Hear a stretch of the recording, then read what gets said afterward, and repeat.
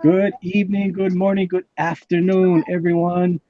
Hi, my name is Manny from Good Dog Press. Aloha, and welcome to my computer room. It is not too crowded in here right now. It's not bad, but we do have an international flair again tonight. Yes, ladies and gentlemen, we have Hel El all the way from Israel. He is in the house. How are you doing tonight, Hel El? I'm doing great. I got over my illness from yesterday. I was out all day long, mostly asleep in bed, and Ooh, today I'm feeling frisky. So I'm pretty excited.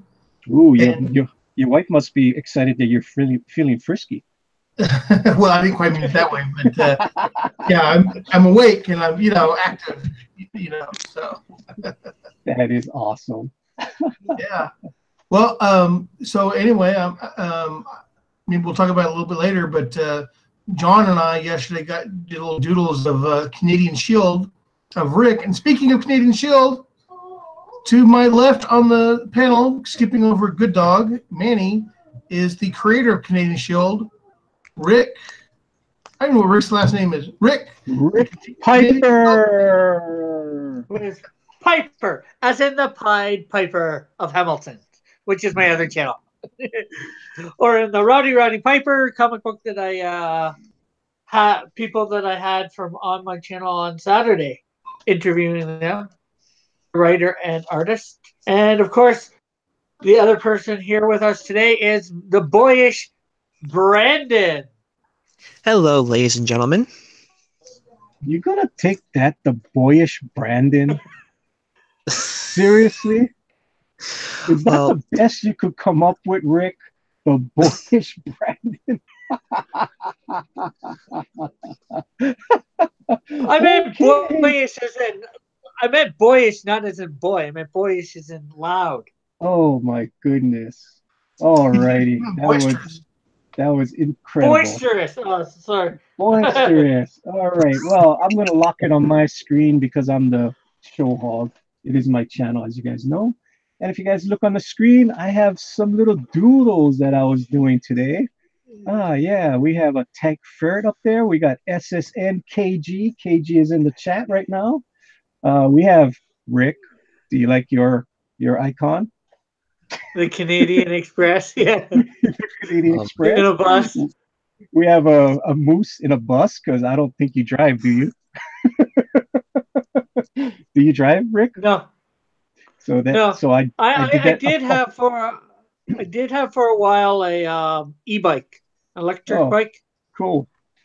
Yeah. but So it's down at the moment. So of course, tank ferret is a tank is a ferret in a tank, of course, and SSN KG. We have KG who was a submariner, so we have him in a submarine, and we have the Canadian Express Rick on his bus, a moose on a bus.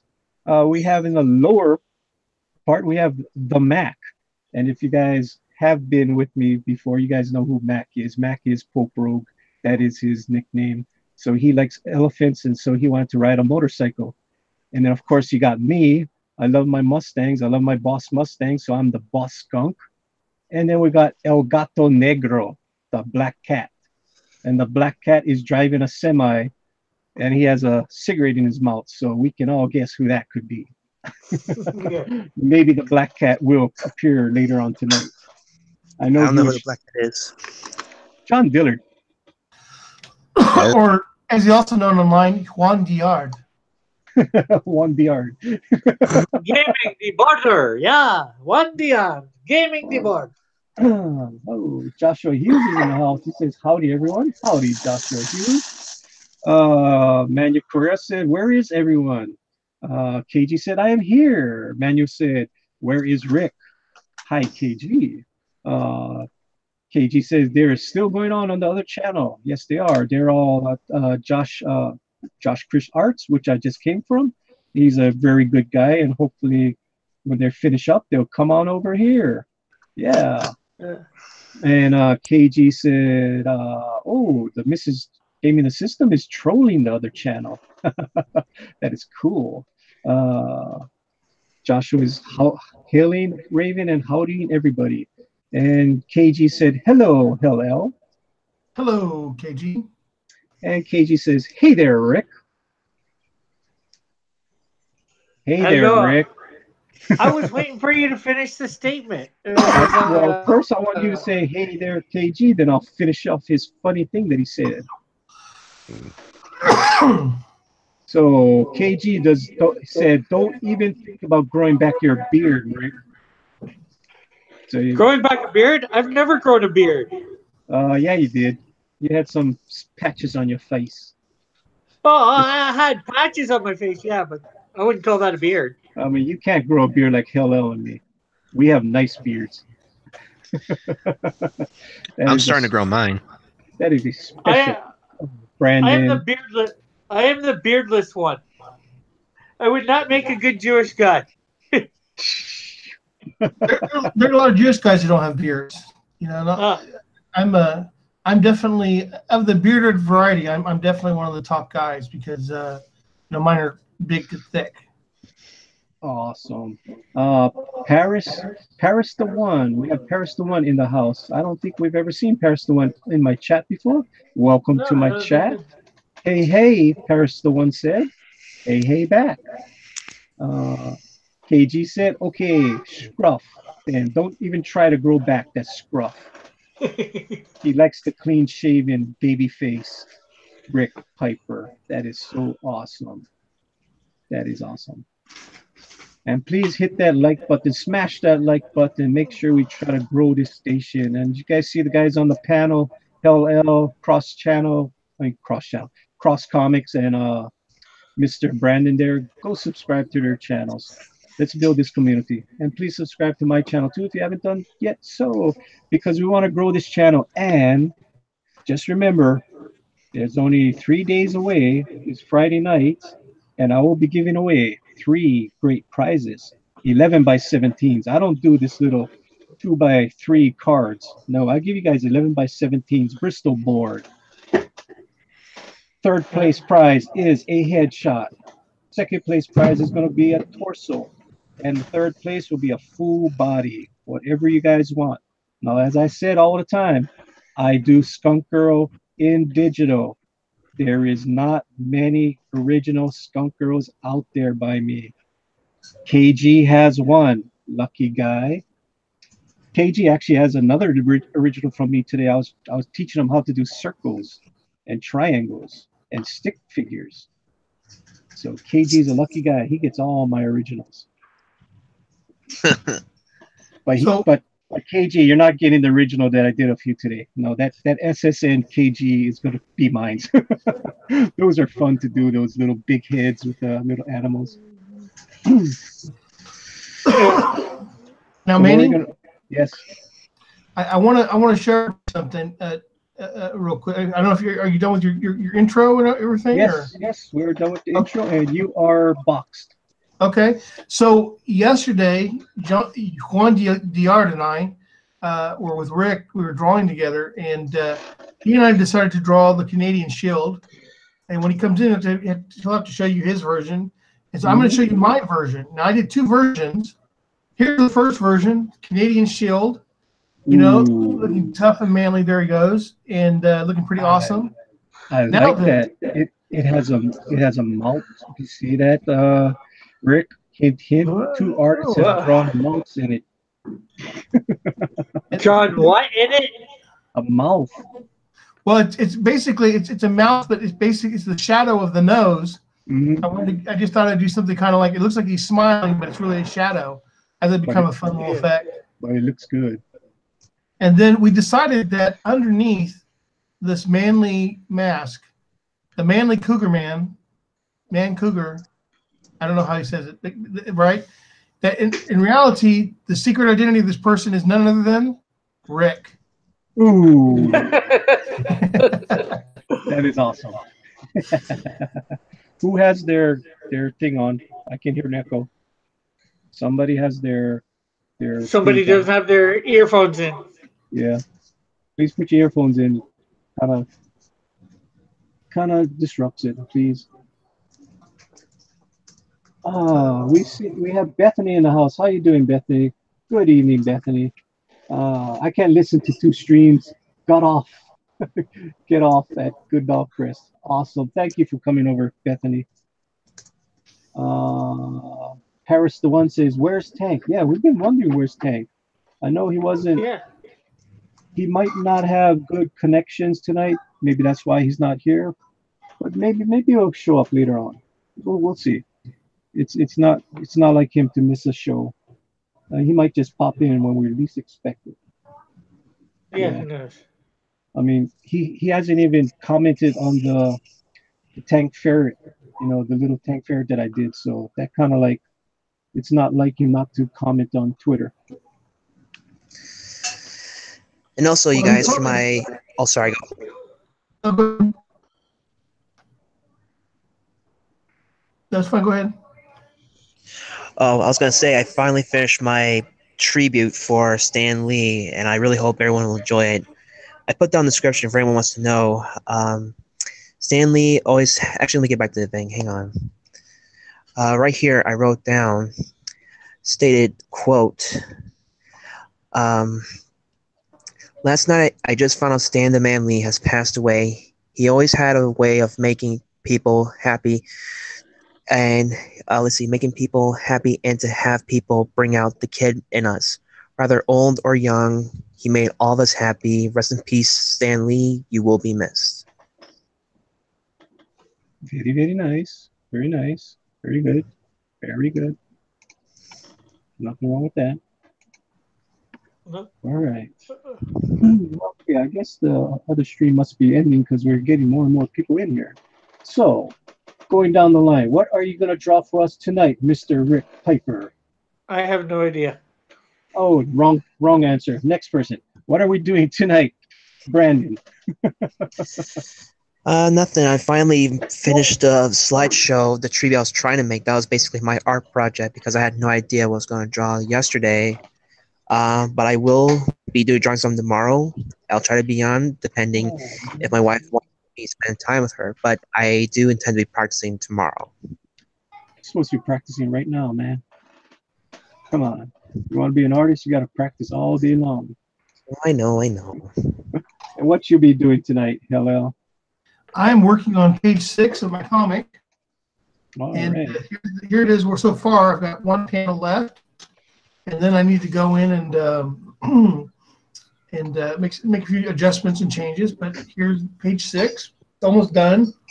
It was really slow going yesterday. I tried to get it done yesterday, but it just didn't work out. So, and if you look at this, what you've got in the top left, the very top first panel, is Bronto attacking Vicious Tiger, and Vicious Tiger responding with his hand. And I'm going to figure out some way to make it clear that this hand is like being powered up. And then he slams into the Bronto, who gets knocked out. And then he goes on to move to his next target. And he just causes all sorts of havoc in this panel, in this page. All right, cool. You want to tell everybody what your comic is all about? Get them interested, man. Sure. It's called... I'm giving you the floor. Huh? I'm giving you the floor right now. Okay. Promote yourself. So the comic is called Inner World. And Inner World is a story about this kid named Zaf Green, who discovers that he has superpowers one day. And the way he discovers it is it's very unclear at first what his powers are. But this Vicious Tiger helps him discover his powers, because Vicious Tiger is a bad guy. He's known as a super martial artist in my world. A super martial artist is someone who is a martial artist along the lines of like a Goku or someone from the animes or the Chinese novels, where they're martial arts, they're able to power themselves up. So you have people in my world that are who have superpowers, and that's how they become strong. And then you have also these martial artists who are strong because of their martial arts techniques. And so Vicious Tiger is actually a person who doesn't have any superpowers, but he's extremely powerful. And as a result of meeting Vicious Tiger, the bad guy, Zaf learns that he too has powers and what they are. Cool.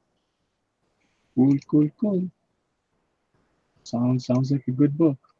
And right here in the lower left-hand corner, this guy with this kind of flowy cloak thing. This is Technomagus, and I've sort of taken to trying to do like a Todd McFarlane style capes for him.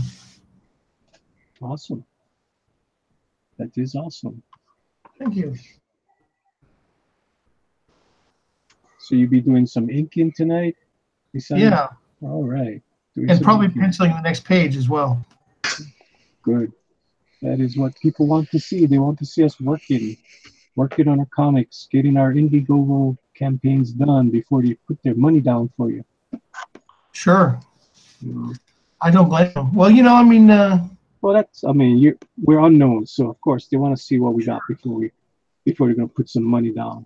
Well, you know, it's even good to do that with some of the known people, like, you know, even professionals who are used to having an editor and a deadline. When they get out and get on their own, it's not always so easy to be your own editor. Mm-hmm. So I totally don't blame anybody who wants to see the proof in the pudding. Exactly. Mm-hmm. My goodness. That picture looks nice, Manny. Which one? The one you're on the Marvel. Oh, well, that's what I started last night. I was thinking of like maybe every day add on a new character. So last night I did the Fantastic Four. Well, still have to do the Torch, but I did the Hulk, the Thing, Mr. Fantastic, Invisible Woman, and then I started Spidey. I didn't finish off the Spidey. I kind of blocked in the Beast. So all my favorite Stanley creations. That's what I want surrounding him. So it's going to be an ongoing piece. I don't know when I'm going to finish it. I might do some, here and there. Just take my time. There's no rush on it. I want to make it nice. Maybe make kind of like a showpiece for whenever I do my next Comic-Con, which is in February. So I got that coming up. That I'll be guaranteed promoting my Skunk Girl at that Comic-Con. Right. So you don't make that much money at Comic-Cons when you're unknown. Because Artist Alley is way in the back. So people are already spent all their money in the front before they get to you. You gotta be a really, really hardcore person to buy some independent people in the back of the hall. The Comic-Con you go to, it's Hawaii. It's in Hawaii. Yeah, it's called the Amazing Aloha Comic-Con. It was supposed to be in August, but Hurricane Olivia kind of canceled that. So they rescheduled it for February 24th, 25th, 26th, I think. Don't hold me to it. I know it's around there. It could be 22nd, 23rd, 24th. It's something like that. I see. Yeah. We have, as far as I know, one Comic-Con a year here. It's called IsraelCon, and it's put on by fans. It's not even a production. Mm-hmm. It's not even a production that we're used to. It's just a bunch of fans putting it together, and so there are pluses and minuses with that. I mean, you definitely have the passion of fans who are, really want to do their best to have a cool thing. But then on the other hand, it's put on by fans, so it's not always professional. There's not as much interest as you might see in the one in the States. Like the first Amazing Comic-Con that they had down here, we did have Stan Lee. So that was the third time I seen him. I was lucky to see him for the third time. We had Stan Lee, George Perez. Those were the two big guys. And they had all these other, Greg Capullo too was there. So that's the three big guys. And then they had other minor pros, guys who do books that weren't super famous yet, but they were working in industry. Oh yeah, they had the guy from Phineas and Ferb. He came down too. He was super nice to my son. He made a real nice sketch for free, so that was cool. Yeah, I mean, met a lot of guys there, real nice guys. Got some really good artwork. That was the first one. The second one, the big guy was I don't know if there wasn't much big names on the second time around.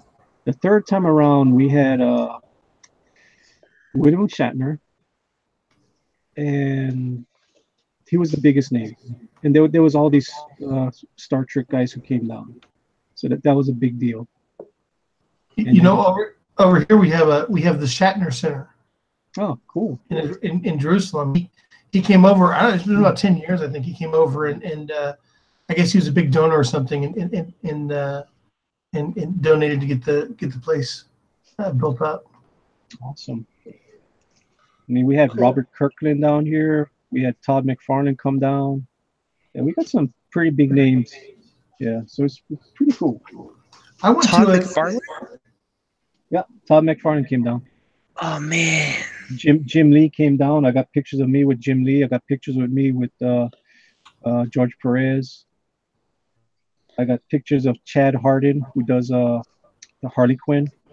Yeah, I've got Ant. I met Ant. Ant is pretty cool. He's a real nice guy. He was nice to my son. Yeah, met some pretty good guys. Wow. You lucky dogs. Yeah. That's what happens when you live in a big city. You get good cons. Yeah, I play it smart when I go. Yeah. People forget that Oahu, Honolulu is the 12th largest city in America. I mean, 12th most populated city in America. Yeah, people forget about that. I didn't forget about it because I used to watch Hawaii Five-0 as a kid. It's a big city with big city problems. I remember watching Hawaii Five-0 as a kid. Cool. You know what I'm going to do? You guys. It's about what I know about Hawaii. It's from that show. I'm going to go troll Chris.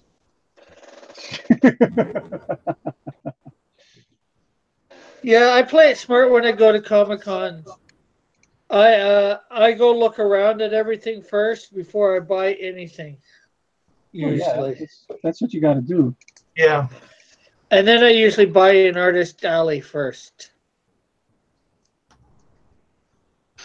Well, I usually scope it out the first day, see what people got, and they try to make deals on Sunday. Yeah, they're trying to get rid of all the stock so they don't have to carry it back with them. Yeah.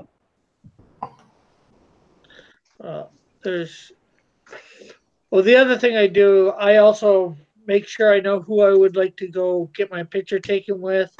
I see how much they cost, and then I decide whether it's worth it or not.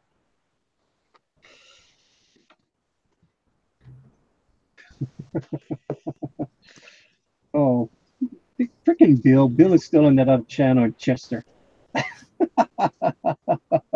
With Cat. I left and ERT's left too. But they're still going. I just told them, enough with the Copics.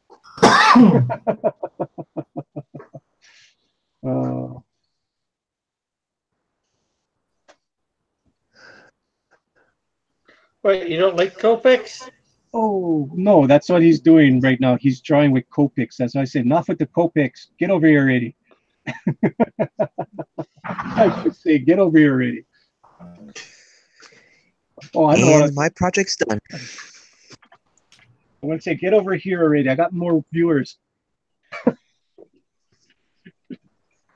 Hey, Tank. Found out again. Dang it. Hey, Tank. What's up, guys? Not much. We've been wondering about you. Oh, I've been tending to an ill body. You got what I had. Yeah, I got something. I'm pretty sure it was international at that too. I caught it from Tank. I caught it from Chester, and then I guess I passed it on to you. Yep. Oh, it's so funny. It's international gift giving of disease. Oh. Oh, good grief. Get a pen pal, spit in an envelope, and mail him a letter.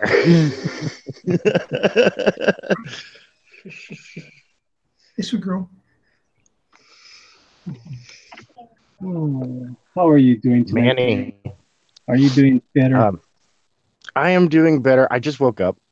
I Okay. took a nap. I usually don't sleep during the day, but when I'm sick, I tell myself to stop being so dang stubborn and just get some rest. Mhm. But Manny, you need to send me a mailing address for you. Alrighty, sure I will. Awesome, groovy. Yeah, I need to send you and send Mr. Dillard my mailing address also. Yes, sir. Did you get to see the Wacky Racers? Oh my goodness. Okay, hold on 1 second. Oh, dude, that's hilarious.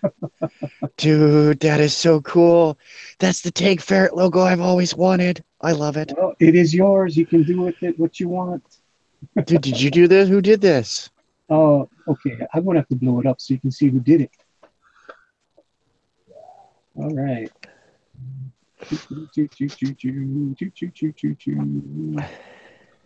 Who's that name on there? Who's that signature? Hold on 1 second. Oh, you can't see. You got the potato can. Well, no, I've got to hold on. It's just yeah, because I am on a tiny monitor and Right. There's your little tank. because there's like little there's the Google Hangouts stuff is in the way of the signature. Well, it's me. I did this. Oh, okay, dude, that is so awesome. Yeah. I love it. I had KG help me out. KG did the research. He got me the tank helmet. He sent it to me and said, "Hey, here's the tank helmet." I was like, "Oh, that's cool." And then I went to go look at a ferret picture, and then I made just a cool little tank. Oh, dude, I love these wacky racers. Let's see the rest of them again. All right, let me get the wacky research. So we got the SSN KG, the submarine. I love it. Let me blow it up so everybody can see it better. Oops, a little bit too big. There we go. The SS. Dude, I love it. Because he has a pet parrot. So I asked him, "Oh, what is your favorite animal?" He said he loves his parrot. So I made a little submarine because he was a submariner with a little navy hat on there with the dolphin on it. No, I absolutely love it, dude. And then we come over here to Canadian Express. I love it. There's a moose riding a bus. Right? Yep. And then we got below that we got El Gato Negro. The black cat. The black I love cat. it. Love his giant gear shift too. Yeah, with his giant gear shift with his cigarette out his mouth, ready to fall. Right. In his semi. Then we got the boss skunk. There you go. It's a boss Mustang, people. I'm not calling myself a boss. I'm calling myself a boss skunk. You are the boss skunk, the boss of all skunks. Yeah. And then we got the Mac. Nice. Yeah. Pope Rogue wanted to be an elephant on a motorcycle. Yeah. So, Well, we joke about this, but in the future, this is something that can be marketed into a toy. yes, it is. And to indoctrinate, educate and show young generations to buy our product when they get older. So this is the one that I'm working on now. What the heck? Oh, Who's that? you guys don't know what this is? Oh, it's Chester. It's Chester. He's He's got a little rickshaw. It's a rickshaw. Ah. Oh man. So we got that going, and I got to do Cat's one. Cat's a pet groomer, so I'll be drawing this. She'll be driving this, a little a grooming mobile. Awesome. Who's that for? That's for Cat. And then for Todd, it's going to be a sloth on a bed. A bed with wheels. A bed with just dragster wheels. Yeah. You say Teeny Cat? tiny wheels up front and a gigantic wheels in the back. Yeah. Cat Big old smokestacks for the headboard. So, what is your favorite car, Hillel? My favorite car. Uh-huh. Well, my favorite vehicle is the TARDIS. My favorite Seriously? car. Come on, you gotta have a better than that. Oh, Well, let me think about it. oh man, you gotta have a favorite car already. Come on. Well, I'm thinking I haven't had a car in so long, so I haven't thought about cars for a while. I always like something big, something I can, like I used to drive a big old Mercury boat. It was like one of those Mercury cars from the 70s. Mm. I loved that thing, and then had a van for a while. I just like big cars. That small car. Like right. a Buick or an Oldsmobile. Oh, you know I'm gonna just draw him in a damn big old Cadillac, 4-door Cadillac. That's what it's gonna be. What's your favorite animal? What are you known as? My favorite animal. I mean, what would people know? They look at you. I mean, they look at my picture of skunk. You know, it's me. You know, I'll be honest with you. I do. My daughter reminded me. I do like monkeys a lot. I especially in fun. There you go, monkey. Yeah. You got to do EVS as a frog in a monster truck. Ooh, I didn't think of that.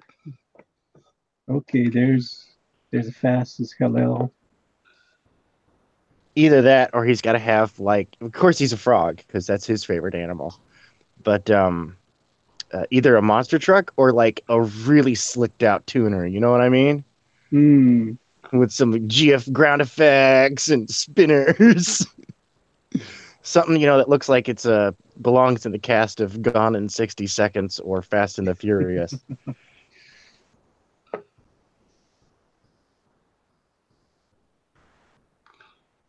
All right, so he's gonna have monster wheels.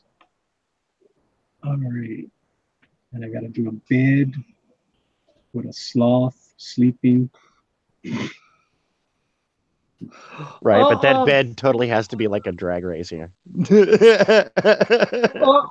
or you could draw for EVS some sort of pastry truck. That is true. A pizza mobile. A truck that says pies on the side. Yep. I think that might be the best idea of them all. Yep. With a big pizza on the side. There we go. Yeah, big ol' slice, like just a pie. Pie. Oh.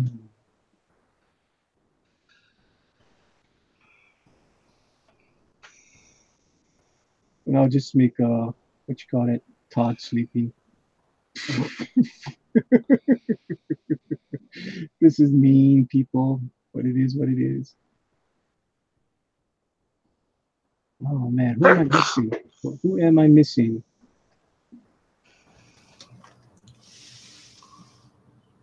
Well, I know what Skunk Girl is going to be already. Skunk Girl is going to be a big damn quad truck. Yeah, I'm the one that drives around a little Mustang, and Skunk Girl drives a big old truck. Go figure.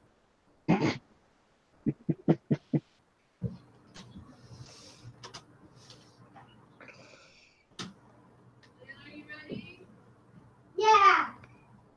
Somebody's ready for school, hell. That's right. We can hear them in the background. Yeah. Yeah. That's right. Somebody drive. Well, you drive the fast car. She just drives the big car. Yeah. Well, we got the big car because it was safe when we had a little Pope Rogue. We bought that truck when it was a baby. I think it was only a month old when we bought the truck. I mean, it was so easy to put the baby in and out of the quad cab. Awesome stuff. Don't have to bend over. You just put the baby in the car seat. Take them out so easy. Yeah, those quad cabs are awesome. They're awesome, but they suck in parking garages.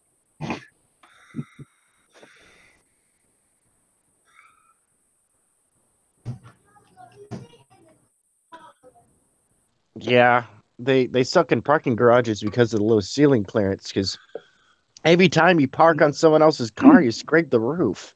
I actually hit somebody because I couldn't see the person behind me. It's like it was a small little Honda that was so freaking close to the ground. I looked in my back view mirror. I looked at my side view mirrors. Couldn't see it. I backed up and I heard this crunch. I'm like, what the hell did I hit? The freaking little Honda. Dumbass. It whipped around a corner that I could not see. Well, then that's on them. Yeah. It's on them for driving around a speed ramp.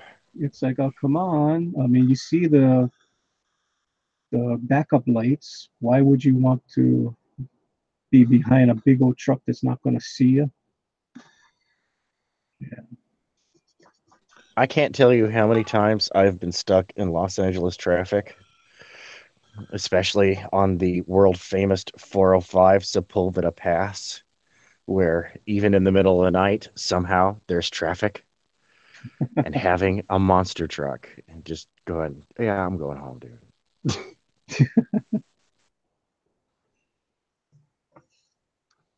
Especially when I was doing tile, man. Oh, at work at 4:30 in the morning, go home from work at 6:30 in the evening.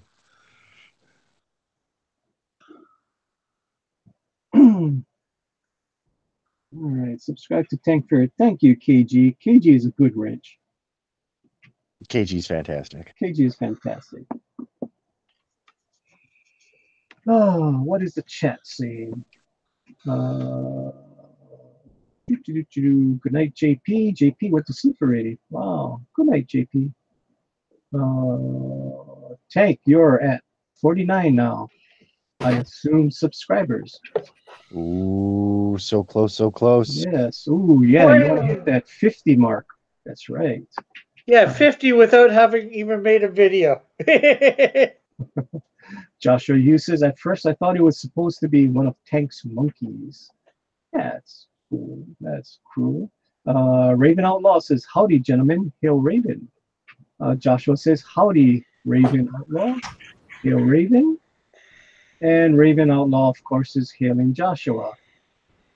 Bethany says, Mike Miller in a taco truck. Well, Mike Miller is not part of the gatekeepers. So he will not be. Malin, then you might be missing? I don't know if he's part of us yet. He's supposed to be doing it. Yeah, he's supposed to, but we don't know. We don't know yet. Well, maybe we gotta figure out Malin. Maybe he can be a corpse driving a hearse. And if he doesn't want to join our club, then we can always use that for something else. Hey man, how you doing, man? Doing great. Is this Bill? What is up, Bill? Yeah, this is Bill. Yeah, I'm actually.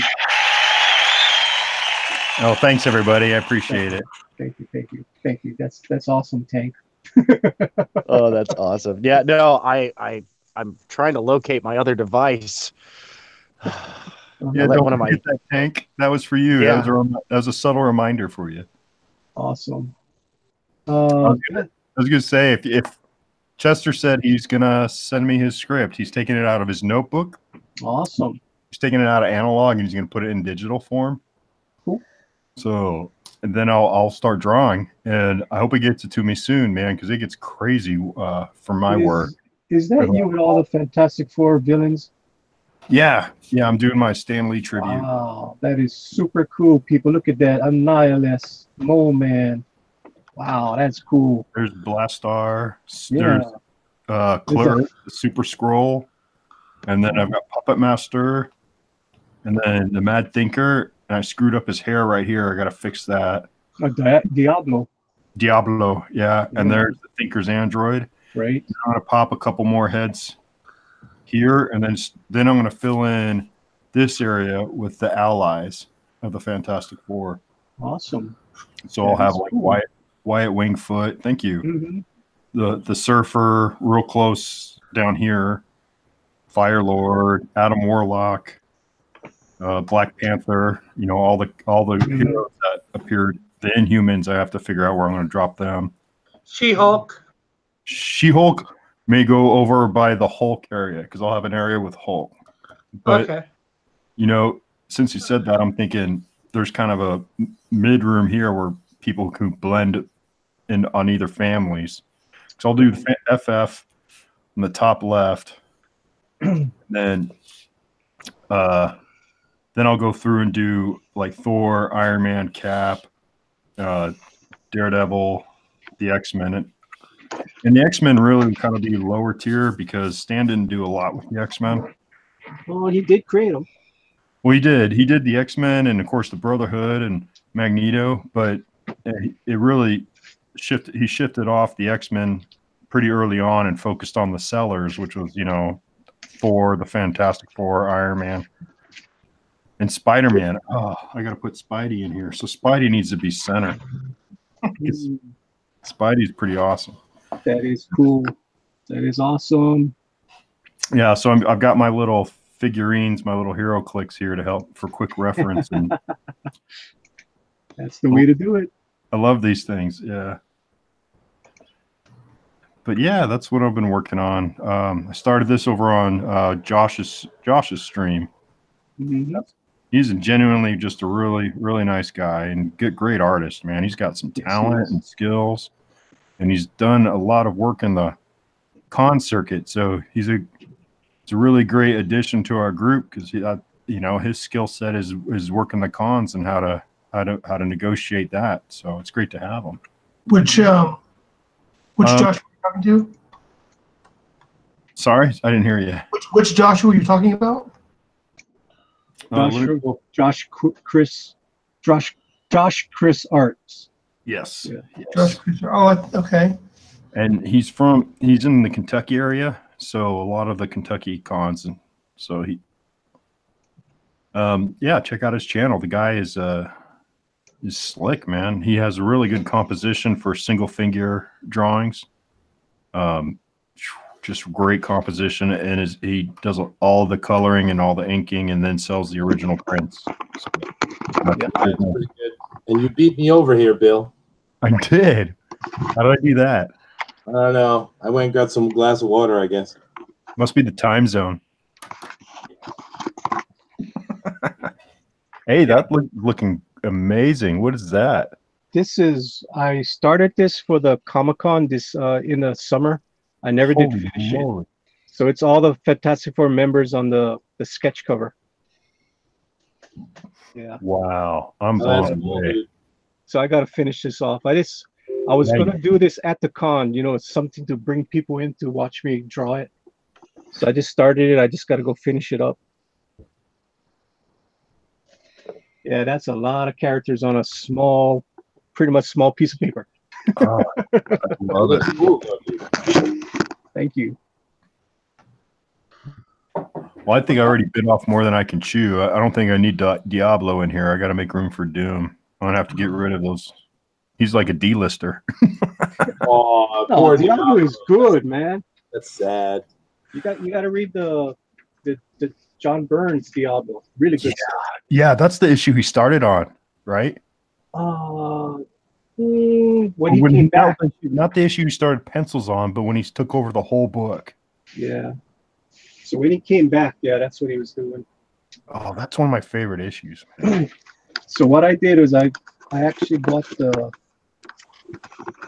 Oh, why is it not showing me again? What the hell is going on here? I don't know. You switched from one program, did you, or what? No. Why? It was really small at first. Tech support, help him out.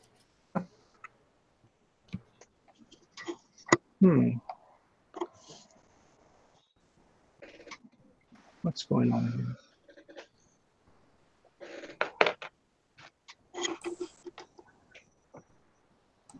Okay, I'll leave Diablo. Leave Diablo. Diablo's cool. Yes, definitely leave Diablo. He deserves to have a place, man. He's a Stan made him. He's on it. Okay. Mm-hmm. Let's see. Well, I'm gonna do Claw. Ulysses Claw. My first exposure to that character was Secret Wars. and I thought he was just just a nincompoop. I mean, he just was just a crazy guy. I had no idea anything about the character's history or anything. He was just this guy kept on echoing, like his text was just like echoes. Everything he said, he would just echo what he said because he has these crazy sound powers. But never really got into him, but he's a Stan character. So here we go. There's Claw right in here. I like Claw. I wish they did more with him in that Black Panther movie. Yeah, same here. I still haven't seen that one. I haven't seen the last couple. Yeah. I didn't see Ant-Man and Wasp either. I don't know. That was good, Ant-Man and Wasp. Yeah, I like it too. So this is another thing I had for the Comic-Con. Remember the Fantastic Four? They had all those sketch covers. So I actually made them all connect together. Oh, wow. So that's the bottom half, the bottom two, and then the top half. I had the Invisible Woman. Manny, that is so cool. And then, so it's huge when you put them all together. Wow. So it was going to be a showpiece to get people into my booth. Yeah. I put that behind me, and Fantastic Four #1 just came out too. So I was banking on it, like, oh man, this is going to be so cool. And then Hurricane did away with that. Yeah. So in every single one of those four, the members are in every single panel. So it took a while to make it. It was fun. That looks great, man. It was fun to do. I've never owned a sketch cover, so I would have thought to draw on one. Oh yeah, they're fun. They're fun. We've got some activity in the chat. Looks like we have Kat is in the chat, and Kat, Josh Chris Art is in the chat. You're supposed to go to bed, young man. Yeah. They both have the link, so they can jump on if they want to. Yeah, Kat. Yeah, you can send a link to Kat and to Josh Chris. Oh, they have it. I already sent it. Yeah, but and then Joshua Hughes hasn't retracted another message. Oh my goodness! Again. I love that guy. He's always causing trouble, but he's pretty tame for some of the troll. Yeah, that's true. He's a good troll. He'd only eat your goat and let you live. He's one of those kind of trolls. Is this coming out okay, Chester?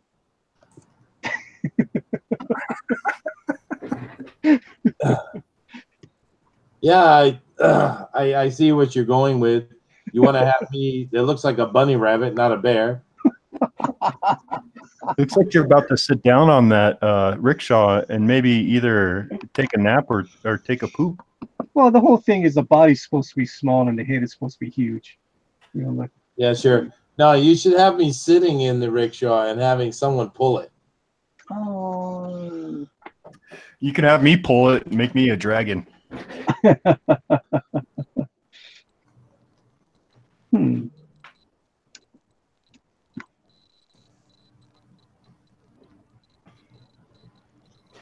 My two favorites so far is my Tank Ferret and my SSN KG. I like those two. They come out pretty cool. Yeah, those are really, really cool, man. You have a lot of nice the detail on Tank Ferret. It's really subtle lines, but it looks intricate. But you made it really simple but busy, and it works really well together. Yeah. Well, it was just a real small pens, and I used my pencil to give that nice gradation to it. Oh yeah, and Kat saying, "Yeah, I have to go to sleep too. I'm just procrastinating." That's cool. At least that sounds about normal, Kat. I was going to say that's pretty normal for this crowd. She can only do one show at a time. It's too much work. And of course, I love my Canadian Express over here.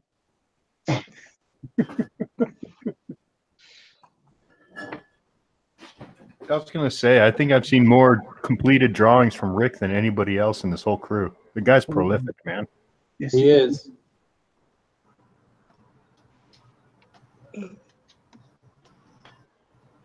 Why is that, Rick? Is it because you don't do your circles and your stick figures and your your squares and your triangles. Nope. No matter what I ask you to do, you don't do it. Hey, did Brandon fall out? I think so. What's up with that? He fell out.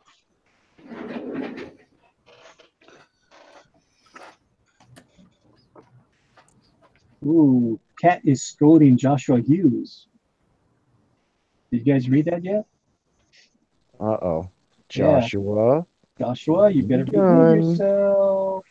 Better be nice. Cat said, Joshua Hughes, you're walking on thin ice. Uh-oh. Uh-oh. Yeah, she hollered at him on the last show too. Awesome. That is awesome. And then Josh says, I'm a good troll. I'm a fan speaks favorite troll, not that Zack Snyder weirdo. This is true. It's true. And Chris said he's going to go to sleep. And KG said, same for me. I guess they both go to sleep real early. Real early for the Hawaiians. Yeah. Well, yeah, for me, I mean, he does go to sleep early, 8 o'clock. Geez, I don't go to sleep till usually 12, 1 o'clock in the morning. Yeah, Kat says she's going to go to sleep. Joshua says, I am a good troll. Yeah.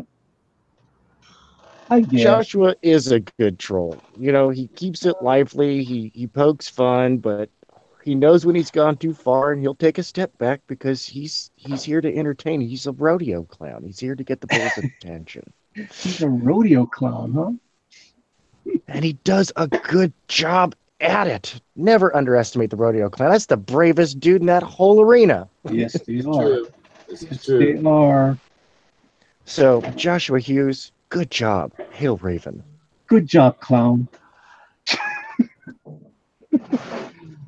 Just don't call him Joshy. He still doesn't like me calling him Joshy. That's y'all's thing. I've been accepted into the cult of Raven. Well, the only reason I call him Joshy is because Popefire called him Joshy one time.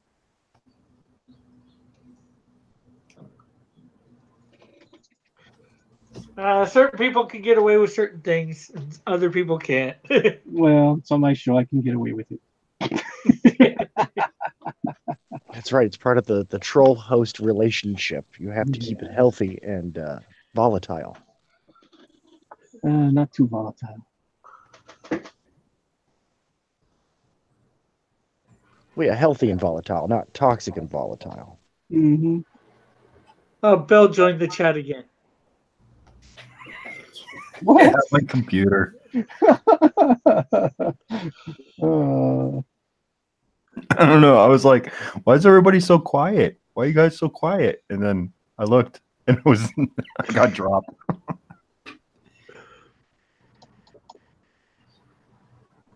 Yeah, I found out while my low end Wi-Fi isn't working very well.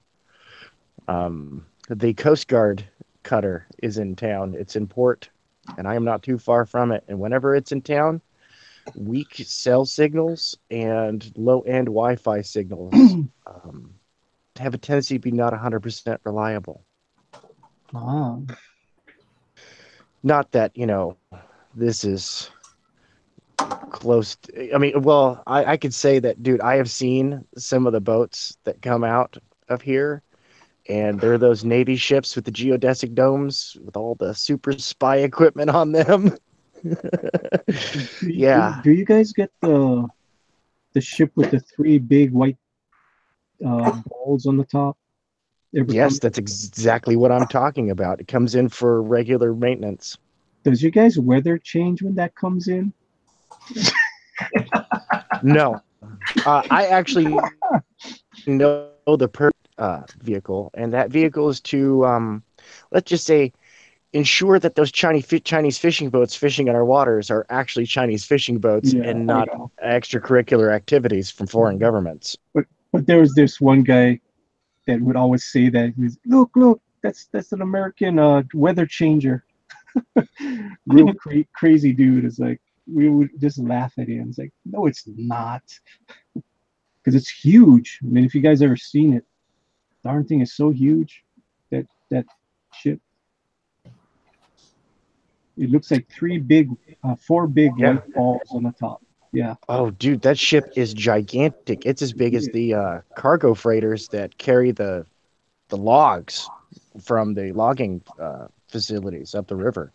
I mean, Like, it is huge. I mean, you can see it from the freeway when you're passing by on the freeway, and it's like a mile away or something. You can still see it. It's so huge. It's like, wow, look at that. Yeah, seriously. And those boats are super duper top secret. The most I've ever been able to glean out of them is basically that it's a small city on the water that is an intelligent, and it's full of all sorts of and sensitive surveillance. Tank's having a lot of trouble with his mic, huh? Well, it's called the American government is going to shut us down pretty soon. Tank, get off that subject. That's right. That's right. They're onto us. NSA. Sorry, Bob. Sorry, Steve. Yeah. Those are my NSA watchers. Oh boy, don't be saying that kind of stuff. Big fans of mine. No, when I lived in Denver, there's a.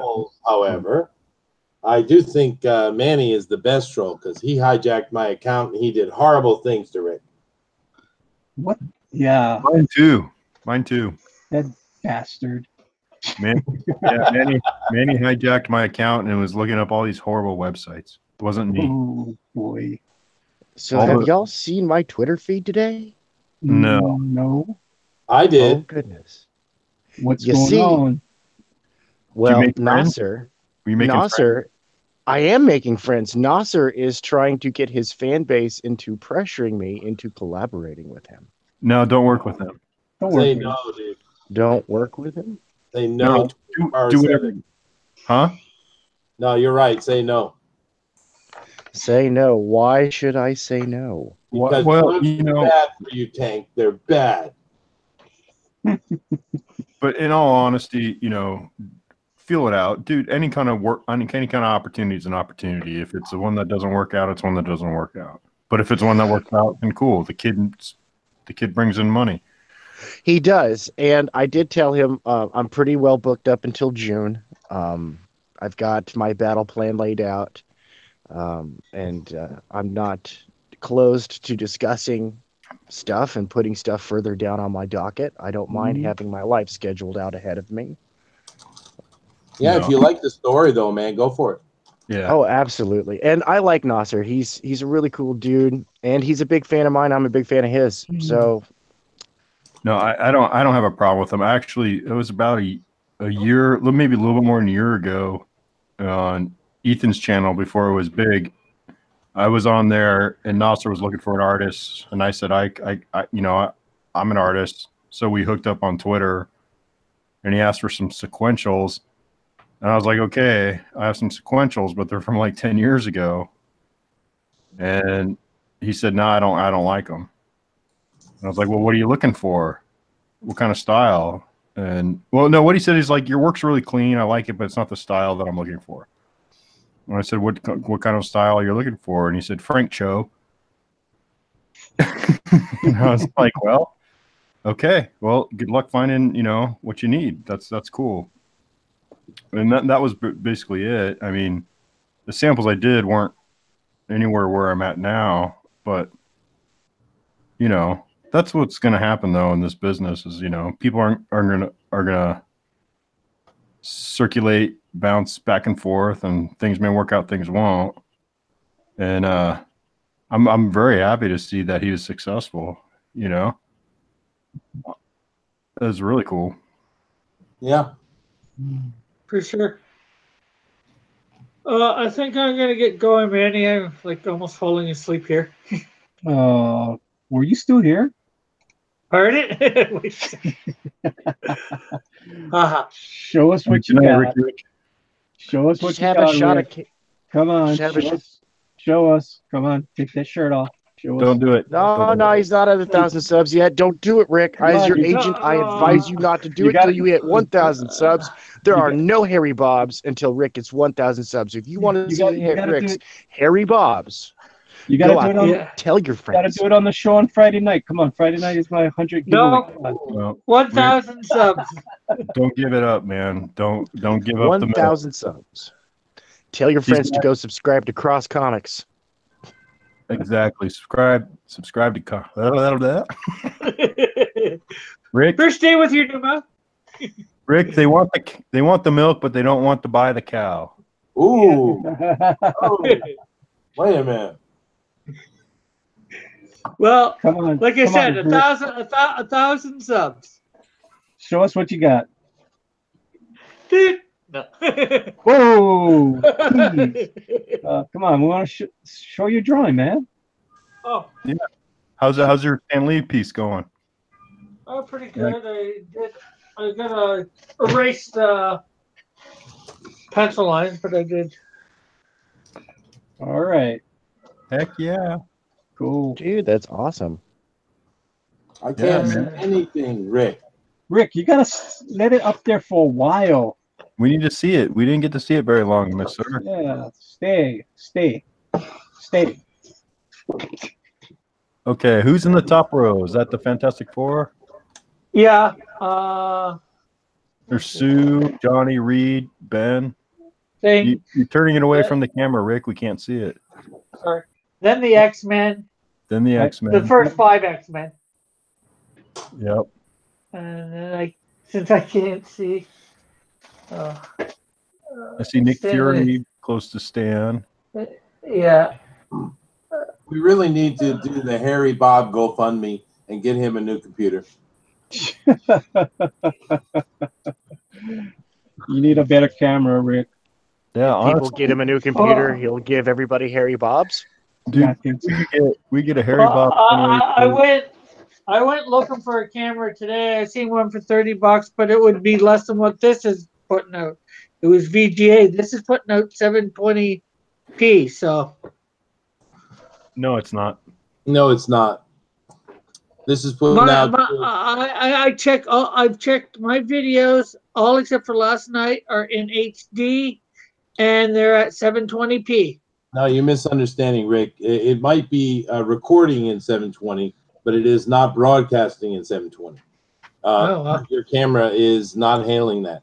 The camera you want is called a Logitech. Yeah. And I'll find the exact number for you. And it costs $130. Oh, I can't afford that much. So, John and I started yesterday to develop some product to help launch Rick on his quest for a better camera. So, I did a drawing of Canadian Shield. This is Canadian Shield with his mask. I don't know if you guys can see it. And then this is Canadian Shield unmasked.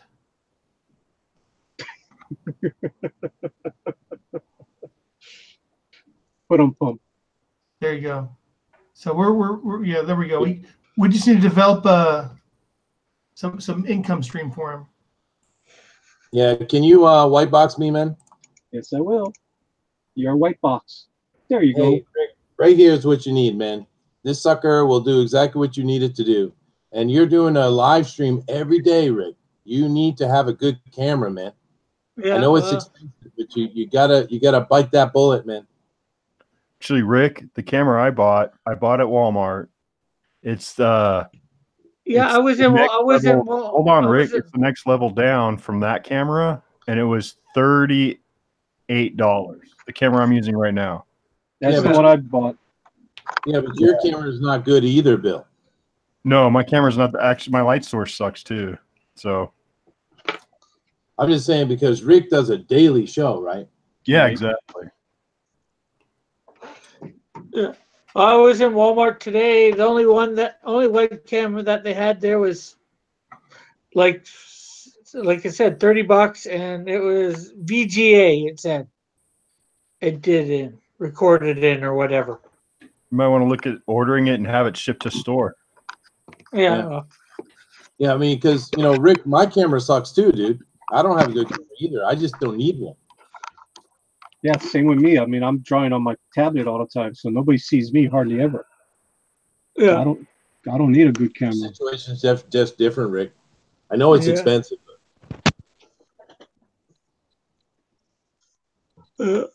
When I start making some money at the channel, then I can think about it. Well, just remember it's an investment in yourself. That's Yeah. what your camera is. I get that. I get that thoroughly. But when I have the money, I'll look into going for it. Like I said, I looked into one today. You know, I was at Walmart. I looked. And like I said, the only thing that they had there was a $30 one that would probably be worse than what you got now.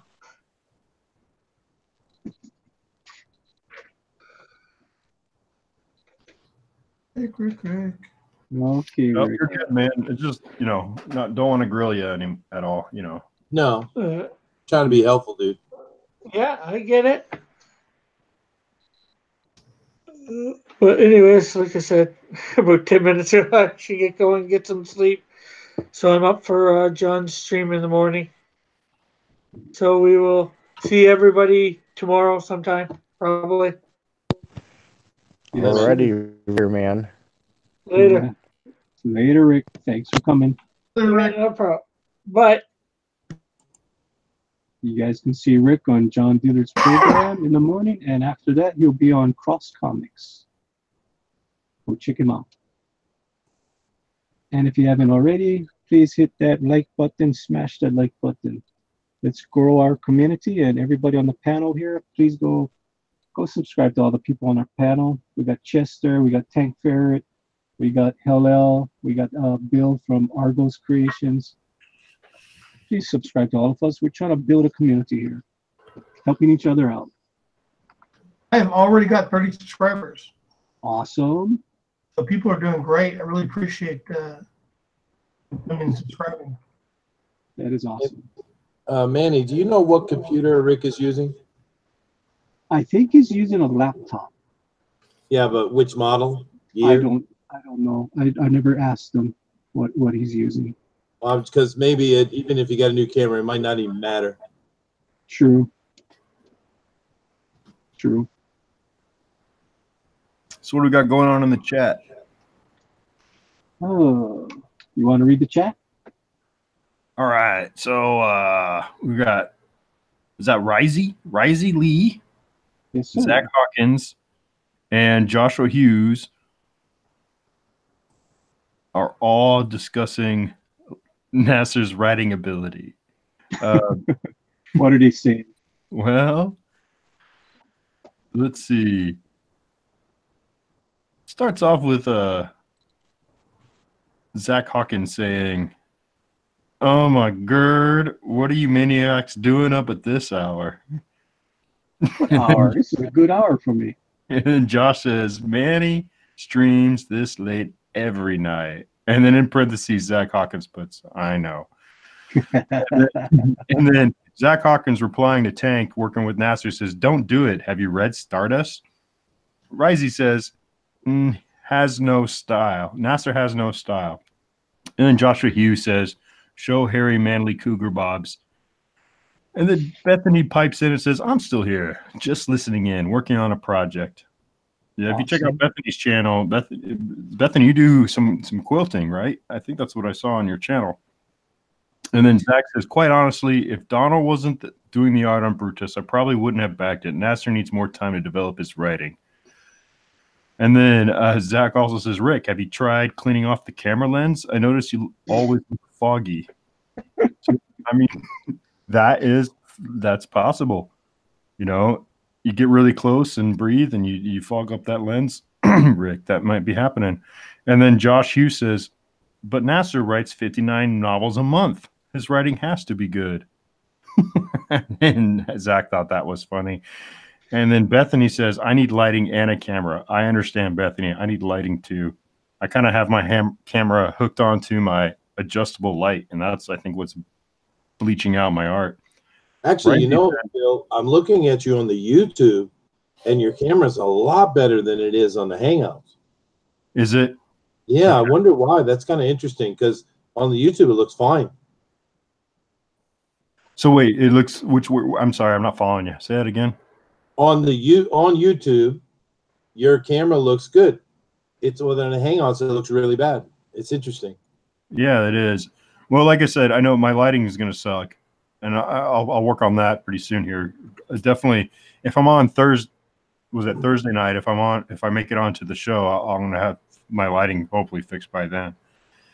And then Risey Lee says to Joshua, "I write stuff all the time. Doesn't mean it's good."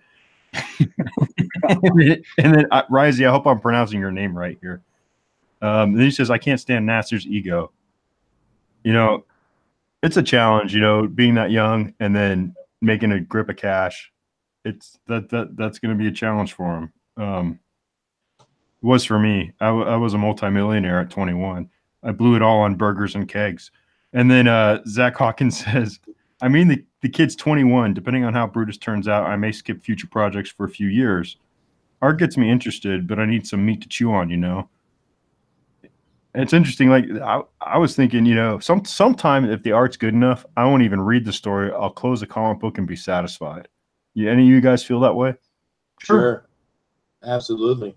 Yeah, I think the first Hard Boiled. Remember that comic, Hard Boiled? Mm-hmm. I don't think I read that for probably about 8-9 years. I never knew what was going on in the story. I was so captivated by Jeff Darrow. Oh, I pretty much do that with any Bendis book. Yeah, I know. I liked actually. I met Bendis in 01, and I really liked Powers. I was having fun. That was a fun book, and his early Marvel stuff I enjoyed. But then his writing style became the archetype for every book, and it just anyways. Okay, so Risey says, "See you, Rick. Don't want to be ya." Raven laughs at that. No, he didn't say that. That was me. I'm mean. I like. Then Raven laughs out loud. Zach says, "Nasser has gotten quite a large head lately. I hear you." Tank Ferret hails the chat. The chat hails Tank. Tank says, "It's early." Raven says, "I will say something nice about Nasser." But he didn't. Then Bethany says, "Yes, working on building a quilt right now. Just nice to have a good background noise." Well, I'm glad you consider us good background noise. Your background noise. I honestly concerned about love, my baby love. If you want good background noise, Chester needs to grab his saxophone that he named Wilhelmina and play and have Wilhelmina soothe you with the soft sounds. But Raven Outlaw, instead of saying something nice about Nasser, said, "Good night, everyone. I go sleep." And everyone said good night, Raven. Hail Raven. And what was it? Thundaro Theodane. So we have a member of the Rohirrim from King Theodane's reign in the chat now. Welcome aboard. Welcome aboard. That is Thundaro's new name. He changed it today. That is Mr. Thundaro. Yes. He must have been watching Lord of the Rings, or he was on Malin's chat. They were talking about Lord of the Rings earlier. And to me, man, that movie, I mean, they're great movies, but you can't watch the normal version. You have to watch the extended version. Yep. I mean, if you have to commit to all freaking 12 hours of that movie. If you're going to watch 5 minutes of it, you need the whole thing. Absolutely. This will make Joshua happy. And that kind of catches up. Till next time we review the chat. Cool. That is awesome. Thank you for doing that. Oh yeah. So I suggest we need to get Manny 1,000 subscribers. So everyone needs to share so we can have super chats, and it makes reading the chat profitable. Mr. Tondero. Oh, there we go. Now Mr. Joshi must be going, how the hell did he get a wrench?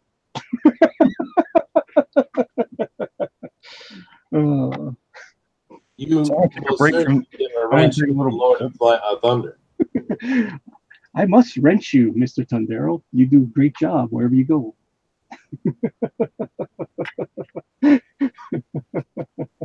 Here's my piece from last night. I did a little more to it. Oh, sweet, man. Yeah, the gray made Otto pop out a lot more. Started a little early on the grips on the tentacles over here, so I have to figure out how to correct this piece because that perspective is wonka delicious. But I don't know. When I work on copy paper, it's just to do something quick, something fun, something to kind of loosen up the brain and the fingers at the same time. It's never a commitment. How do you do with facial expressions? Oh, I love doing facial expressions. Yeah, I'll use myself, my daughters, or my wife to sit there, and I'll take a picture of them if they don't want to sit in pose. But yeah, so I'd really like to sink my teeth into what you got going on. I guess that's the best way to say it. I mean, I can draw.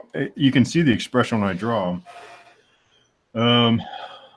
I could start digging and find some stuff here. Let's see.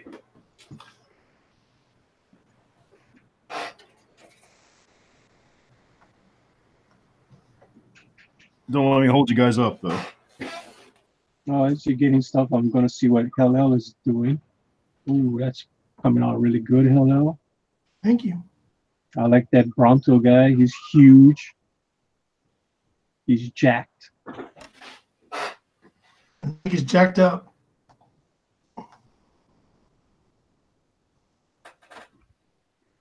Yeah, every time Tank is muted, I'm always concerned he's breaking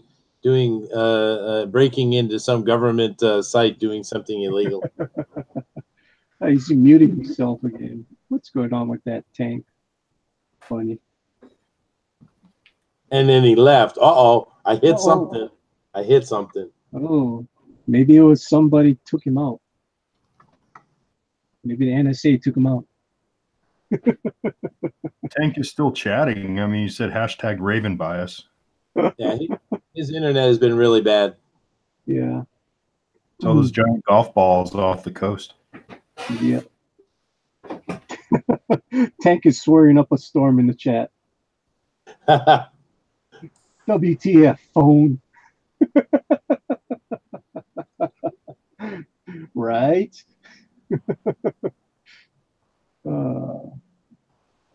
Thundara says, "Hail Thor." Embrace the god of thunder. You might be wrenched too. Yeah, you need more gravitas there, Manny. I'm sorry. I don't have a booming voice like you, Chester. I'll be quiet. Oh, okay. Do I have a booming voice? Well, Chester, what I use for emotions is I have this reference book. I have this huge book of facial expressions. Oh, cool. Yeah. And I find what I need in here.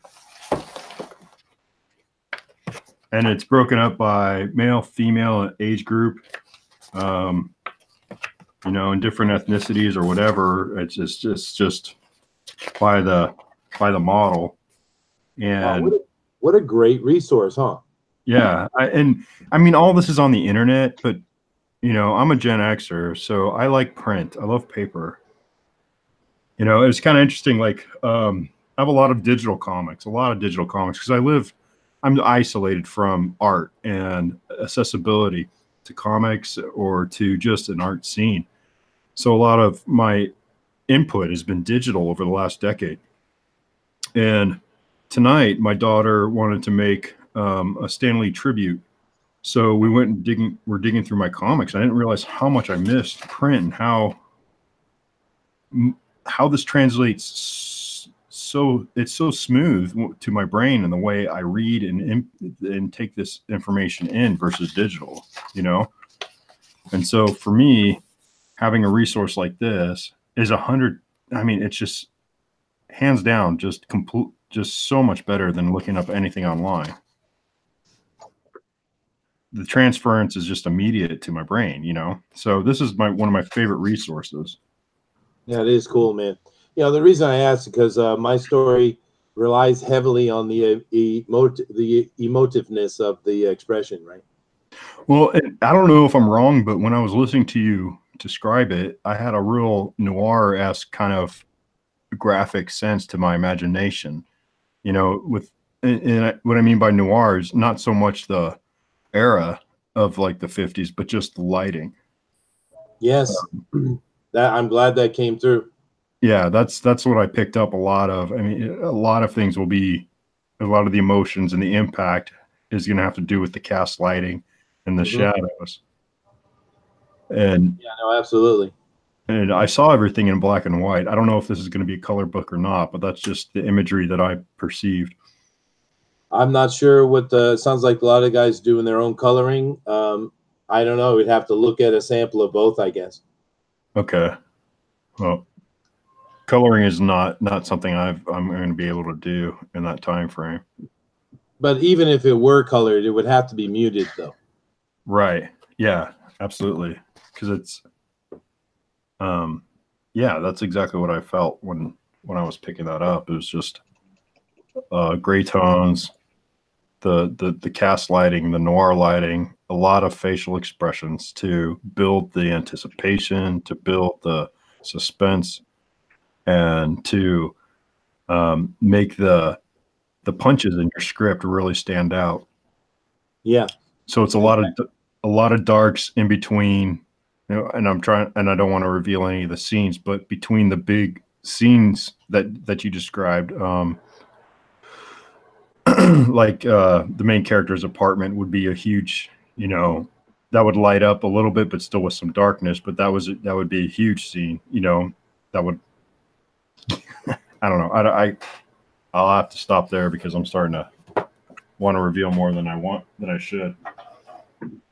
But it's it's a great story. It's going to be fun. No, I think so. And we'll have to talk more about all that kind of stuff. We don't want to do it here. And it's good too, because I have to go to work. So perfect timing. All right. Good to see you again. Yeah. Thank you, Chester, for stopping by. Absolutely. Thank you guys. And thank you, chat. And you know, don't let Tank Fair push you around, that guy, you know. All right, guys. Later. See you later, Chester. Thank you. All right. We're down to 3 artists tonight. What is going on tonight? What's the special occasion? It's still early. It is 1 o'clock here. It's still early.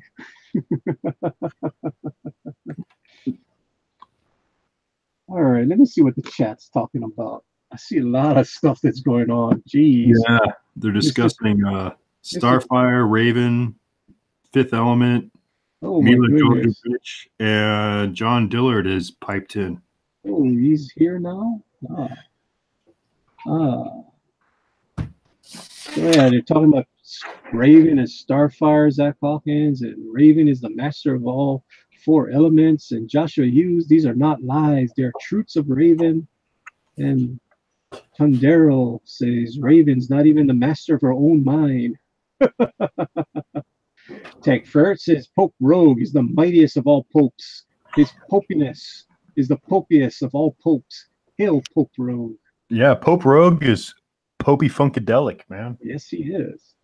He's Popey Funkadelic. I'm surprised he hasn't popped up yet. What's going on, Pope Rogue? Good Dog Press is getting thirsty. Bring me something to drink, Pope Rogue. Joshua Hughes says Raven has shot flames from her hands. Starfire can't do this. Oh, okay. Well, her name's Starfire. Yeah, she shoots something from her hands. She shoots Starfire from her hands. Yeah. And from her hair. So she's got one up on Raven because Raven can't shoot anything from her hair. Yeah, that's true. Raven's mind is too great to master. Zach, yeah, it's talking about the 5th element. Love conquers all, as proven by Mike. I guess he was trying to put Mila and did it autocorrect. I mean, every time in the morning I try to say something and it just autocorrects what I'm trying to say. And it sounds so stupid. It's like, so he was trying to say Mila Jovovich, but it came out Mike Jovovich, my future ex-waifu. Oh, all right. PFT. What does PFT stand for? Perfect? I don't know. Popedelic. PFD? Yeah, PFD. I don't know that one. That's like someone going, whatever. Usually you put 2 F's in that. Okay. Yeah. Well, Thor can't spell. Thundero. Remember, Thundero has a wrench. Beware.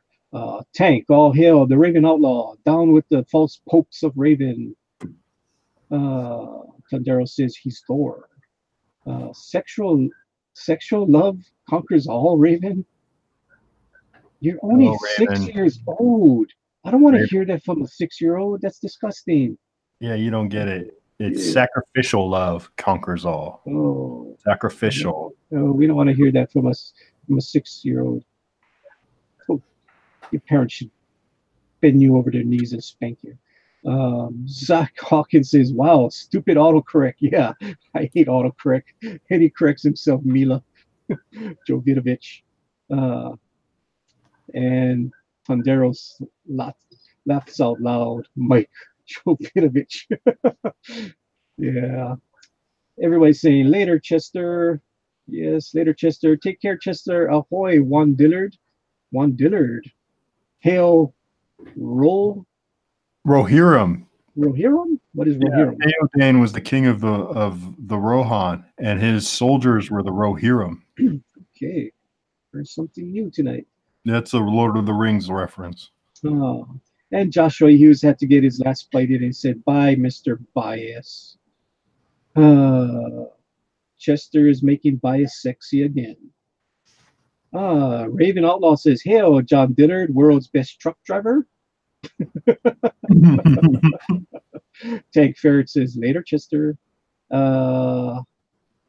John Dilly says, "Ahoy, hoy, Zach." Tank says, "Wiki, wiki, wiki." Boom. Dilly says, "I am an NPC for Raven." Tank says, Popadelic. Joshua says, "Wear your cougar fur suit at Pope Road." Yeah, he will come back with that. We're going to call him Kid Cougar. That's what the name that we're going to come up with. We're not going to call him Man Like Cougar. He will make some videos. His video the other night was very cute when he came into the room. So we'll make a whole bunch of Kid Cougar videos. John said, "Haha, Raven." Tondero says, "We'll spread the thunderous gospel of Thor to all the town folks. Thor doesn't need to spell. I am Tondero. Listen to me." Thor is illiterate then. That's great. Raven said, "I love spanking." Ooh. Zach said, "Thor would smite any who criticizes his spelling. Do not second guess the God of Thunder and rock and roll." The God of Thunder. I saw them in person. I saw them in person on their farewell tour, which was about 20 years ago. And they're still around. I saw the Ozzy, was it No More Tears was the album? And the title of that tour was No More Tours. Yeah, right. Yeah, that was like 92. Yeah, and the Eagles had their Hell Freezes Over tour. And guess what? Next month, the Eagles will be in Hawaii in a concert. Yeah, well, I guess that means Hawaii thaws out the cold winds of hell. Well, they said they were disbanding how many years ago, then they came back, and now they're coming back again. And those mansions are expensive, man. Yeah, I guess so. Tank said, "Thor's word is literally written in stone. Hashtag hardcore." And Mr. Tondero looks like he has little, I don't know, it looks like a athletic emoji. I don't know. It's so small on my iPad. But it's little emojis. I don't understand them, but they look cute. They look like they have a little headband on. I could be wrong. I could be wrong. Tondero says, at Zach Hawkins, knows, listen to Zach. Zach Hawkins says, mainly, I just don't want to get struck by lightning. Well, this is Tondero true. s- You don't want to get Tondero- struck by lightning. Yes. And Tondero says, shh, that's how it starts. And Zach says, eep. And we are caught up with the chat. Mr. Dilly Dilly, did you see your little icon for your wacky racers? I'd like to get your opinion on El Gato Negro. Hey, Bethany, thanks for joining the chat tonight. Have a good night's sleep. Congratulations on completing your project. Awesome. Good night, Bethany. Nice to have you in the chat.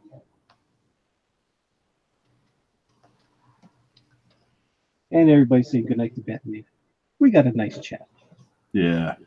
Very nice people out there. Thank you for coming into my computer room and spending time with us. And Hell L is always so quiet that we never get to see what he's doing. How you doing over there, Hell L? Oh, pretty good. I was trying to be quiet so you guys could focus on others. I'm trying, actually, I'd like some feedback, actually. All right. You know we're good at that. Yeah. So here is page 6. I finished. The only thing I have to do left is I'm going to put a effect in his right hand here up here on top, and then in the second panel, that's all I've got left to do. I'm just going to have to cut you off real fast, Hello. Yeah. John, I thought you as a person of color would know what El Gato Negro means. It means the black cat. That is what I drew for you, the black cat. You are driving a semi-truck with your stick shift. All right, Hillel, I will box you, and you can go to town. Tell us all about what you're drawing. Well, I'm really curious about getting people's opinion, composition-wise, as far as the page goes. So let me have it.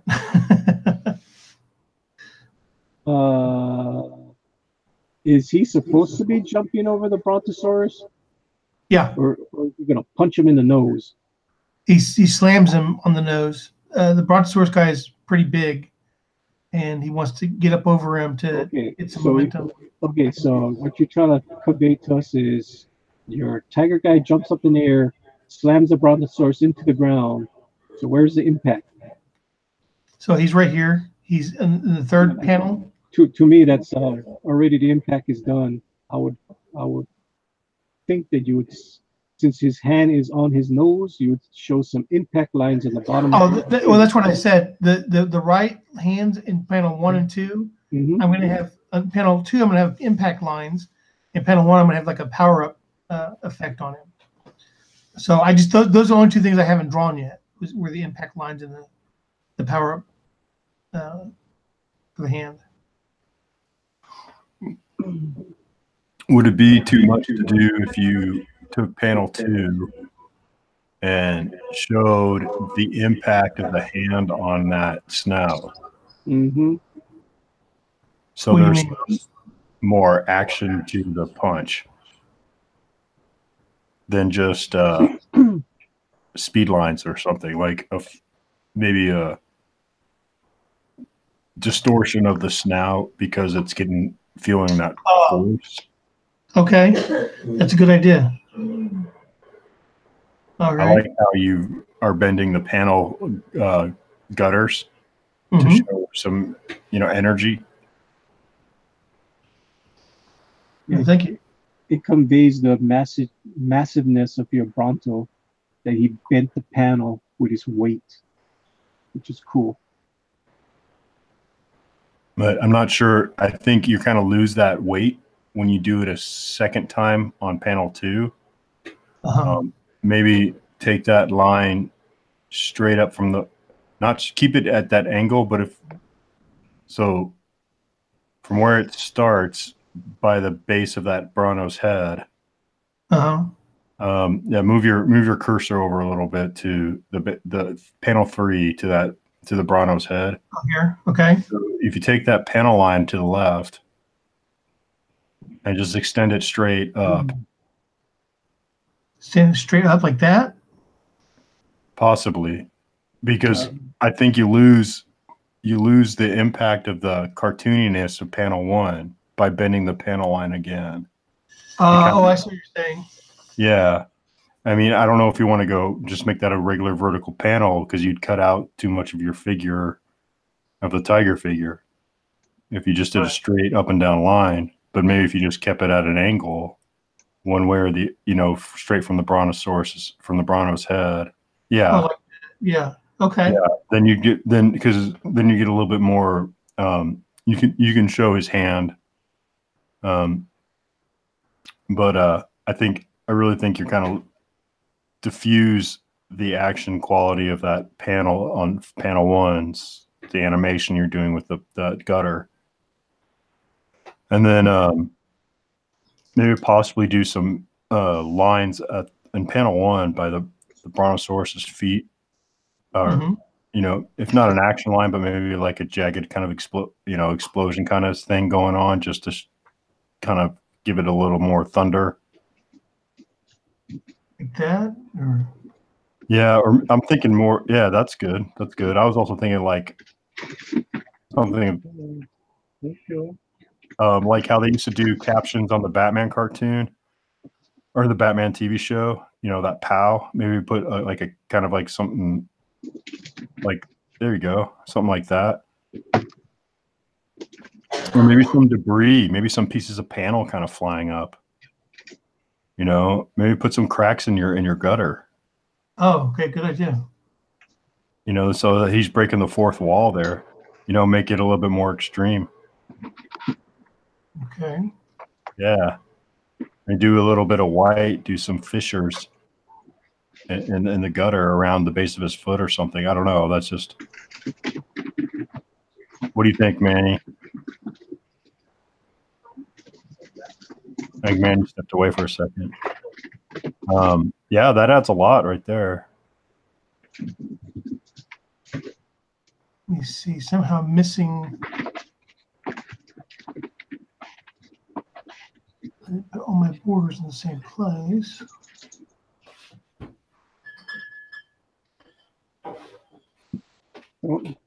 Hella, the only thing I don't like in your first panel, is I would like to see the guy above your Brontosaurus. Yeah, that's what it is. That's what was getting me too. Yeah. If you can select that character and raise him up. Yeah, raise him up above his nose. Because he's going to come down. He can't come down straight at him, and we don't have the leap action. If you raise him up, it looks like he's going to come down and slam him. You want to make him higher up. Manny's on that. Okay, let's try that. Good night, Mr. Tondero. Good night, Zach. Yep. Good night, guys.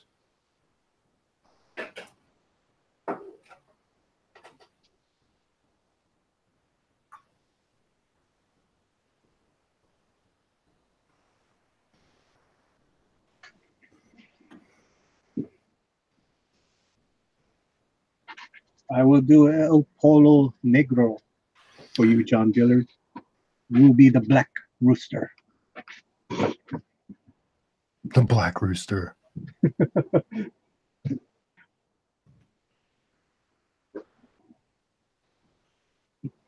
The Chicken Hawk. Chicken Hawk. I don't know how to say Chicken Hawk in Spanish, but I do know it's pollo. El Pollo Facón. Yeah, El Pollo Negro, the Black Rooster.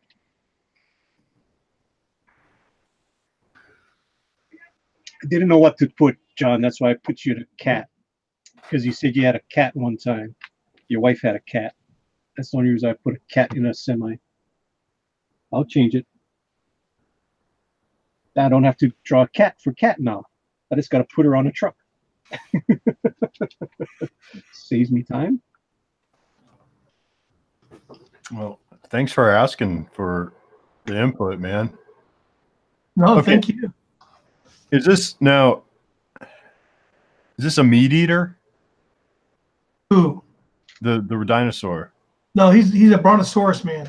Okay. He's not a metasaurus. No, he's not a metasaurus. He's a Oh, man. plantosaurus. So that's why he has flat teeth. That's what I was wondering. See, Right. I learned that from Jurassic Park. Yeah, me too, man. Metasaurus. I didn't know that before. Very educational movie. Very, very historically accurate too. Mm-hmm.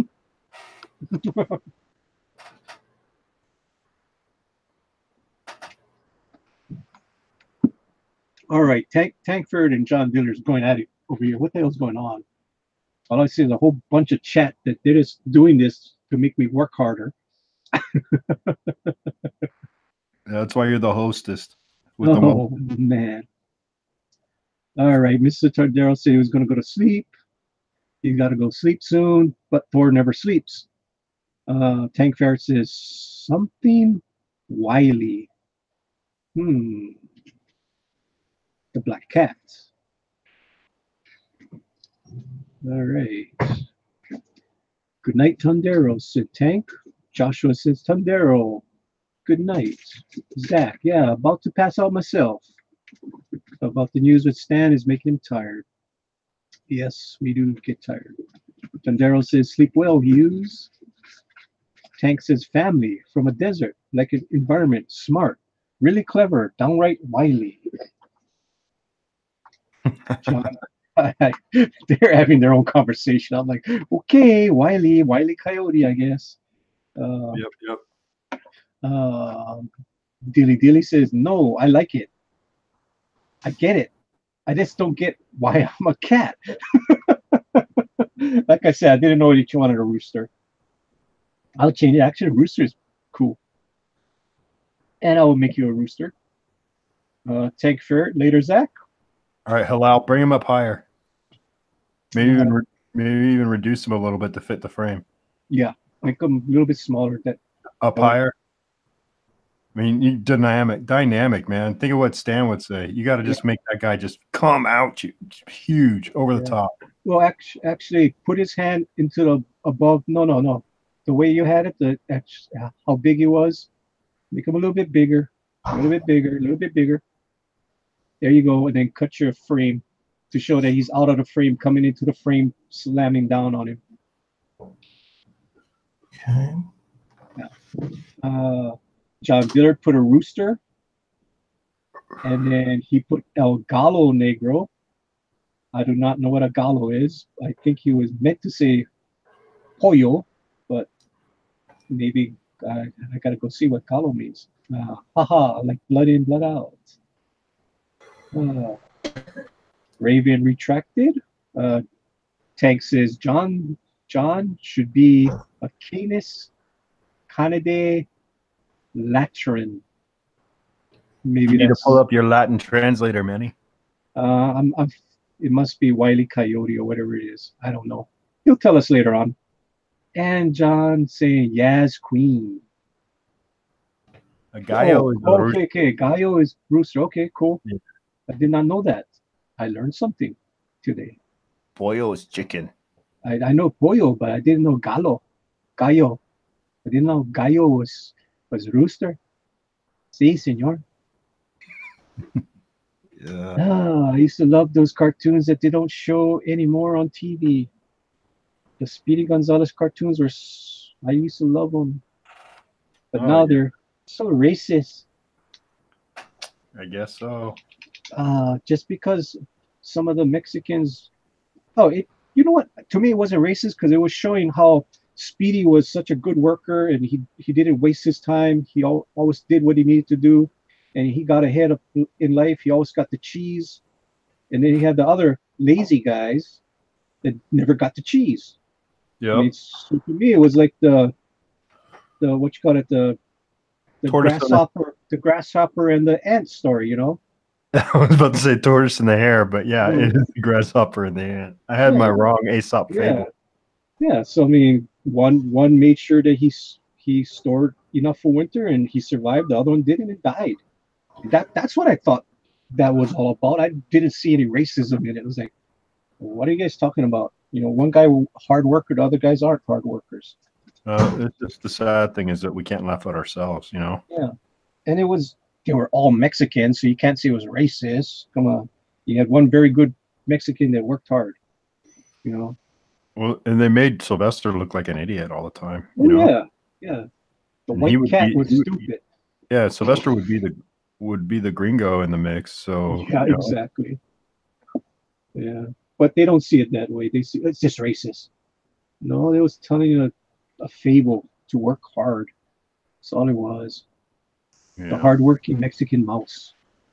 All right, so Tank Ferret, he's a blind dinosaur. Do you thinkosaurus? What the hell is that? Do you thinkosaurus? John is telling him to shut up, Tank.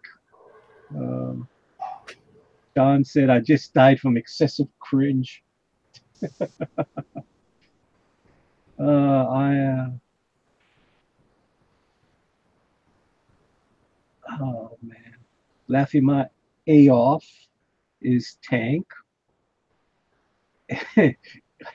And Raven is a little crazy. Tank is 350, 350, 350. All right. Outlaw is saying 352. John Dilly Dilly says, Stan would stand behind you and yell, draw, draw, draw. Draw, damn you. Draw. We want to see drawings, people. Crack that whip. That needs to be more Marvel.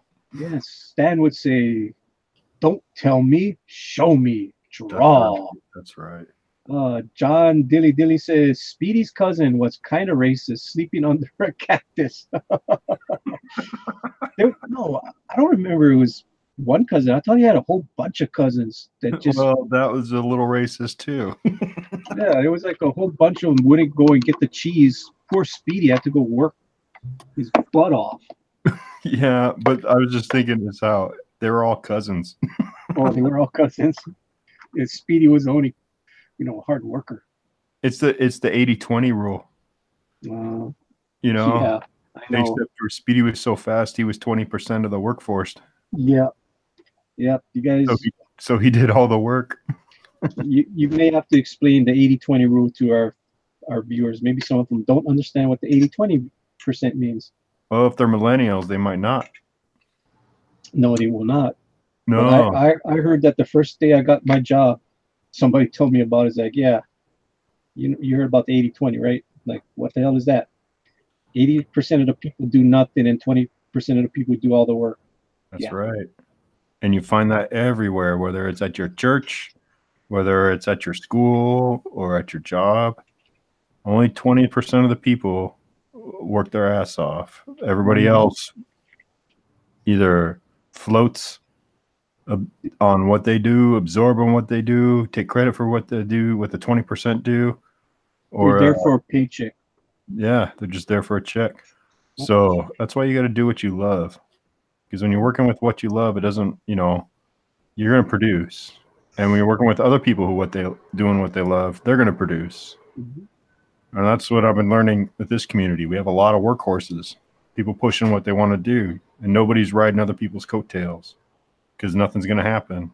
It's kind of a forced market where the 80-20 rule don't apply right now. It's a good thing. It's a good thing. Unless you're Nasser.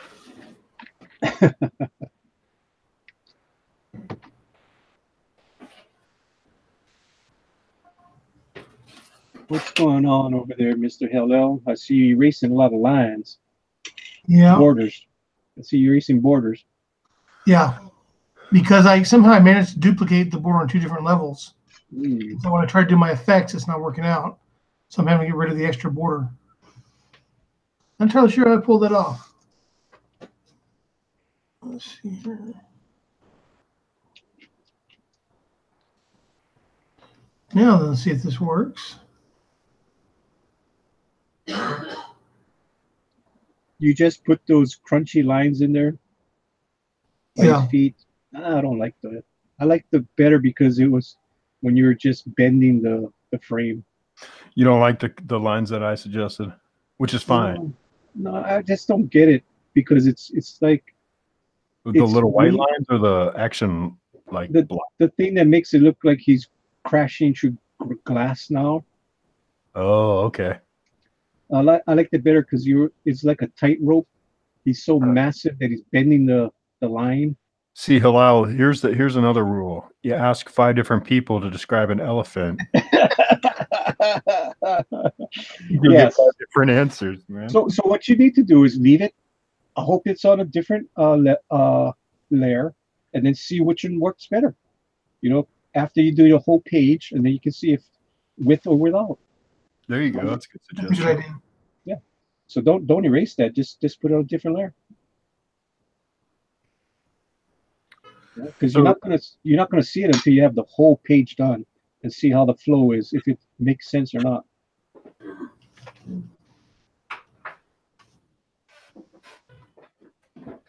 And of course, you guys will be doing the same thing to my artwork, telling where I suck and what I need to fix. So I'll be hoping you guys do that to me too. No, I can't do it on a separate layer. Just on the border layer. It'll duplicate the border layer.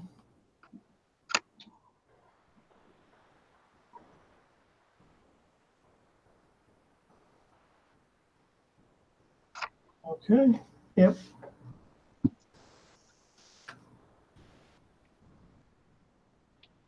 Tank Ferret says, does that John Dillard into Speedy? Now that is racist. Laugh out loud. Oh.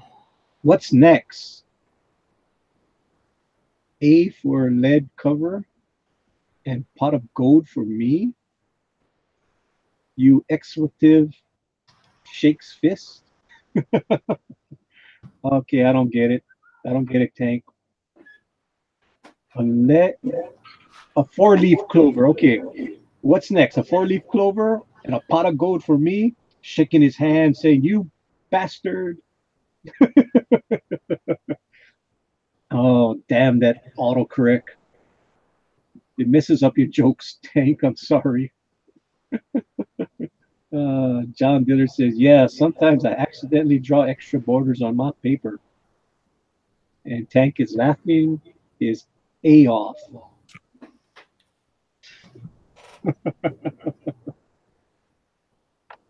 Oh, hell, L is fixing his borders.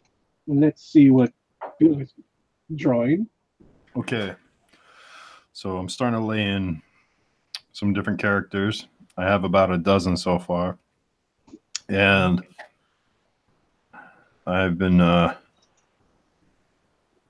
working on Doom here, getting his hood.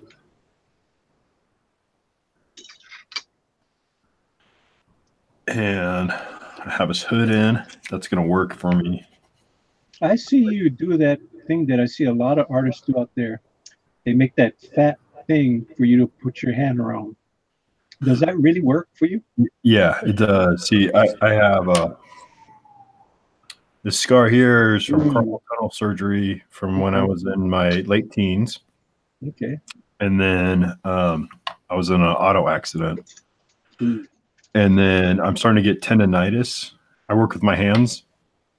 And so I have tendonitis in both hands. And once or twice a week, I just dunk my hand in an ice bath over and over for about an hour. And it gets rid of it because I don't want to get steroid shots and I don't want to have more surgery.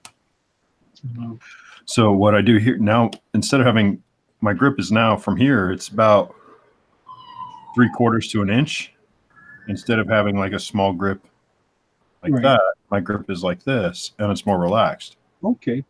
So the biggest pencil I've seen is a sumo grip pencil by Sakura. And Sakura is, they make the Micron, Right. Great. It's a decent product. I mean, actually, these are fun pens to use. They lift quite a bit on erasing, but the ink flow on these guides and the nibs. The ink flow is great, and the nibs stay consistent Mhm. They don't fall apart on you unless you really pressure down on them. Or what's another thing that's fun with Sakura nibs and with coffee nibs is if you do bust these nibs, you can make it kind of a brush tip.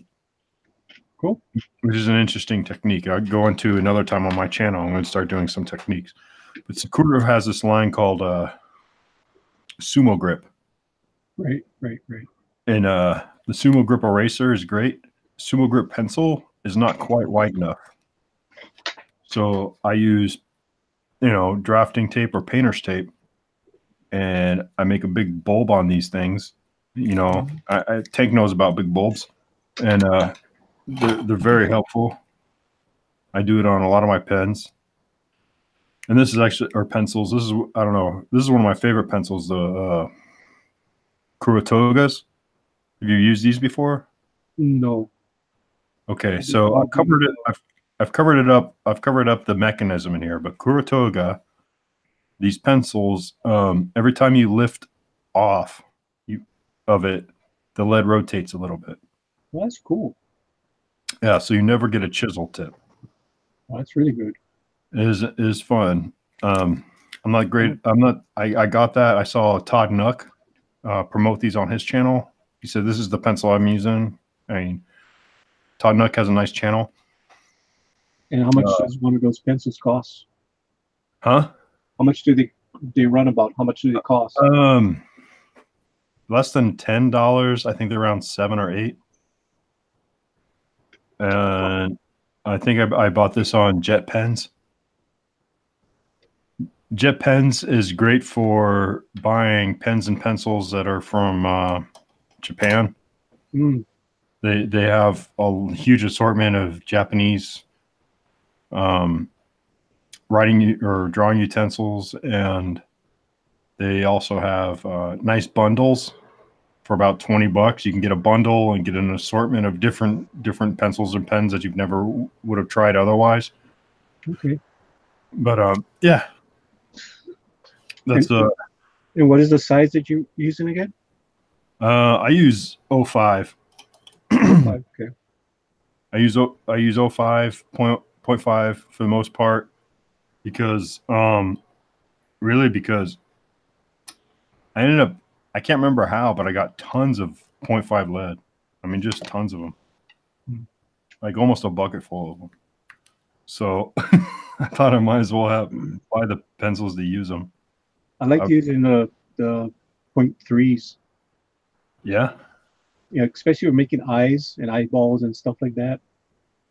But the thing about the 0.3s and the 0.2s, they break real easy. You got to have a real gentle touch. Well, I think that's another reason why I have problems with my hands is because I have a heavy grip. And I've always pushed really hard ever since I was a little kid. When I was writing, I always just dug into the paper when I wrote. So when I draw, this helps me keep a lighter touch. But I've always gripped hard. So 0.3 leads, I snap, and even 2mm leads for a 2mm lead holder. If they're colored leads, they're not as strong as graphite, so I'll snap those too. So I did the wrapping technique to help me from gripping too hard, and so I keep a lighter grip. I have a bigger grip, so I'm not getting in there, Right. fingers, and you're all like, grr. And because when I start drawing hard, the difference is, see, this head, this black bolt, I drew a lot harder than I did like my Super Scroll, and I think the Super Scroll looks way better to me than my black bolt does. Or Blastar and the Nihilus and the Mole Man I did really light, and the Thinker I did really heavy. So keeping a light grip on your pencil makes a huge difference in the results. It's no red ghosts. What's that? No red ghosts. And not yet. Red Ghost has to go in here somewhere. Yeah. The Red Ghost is a classic. Mm-hmm.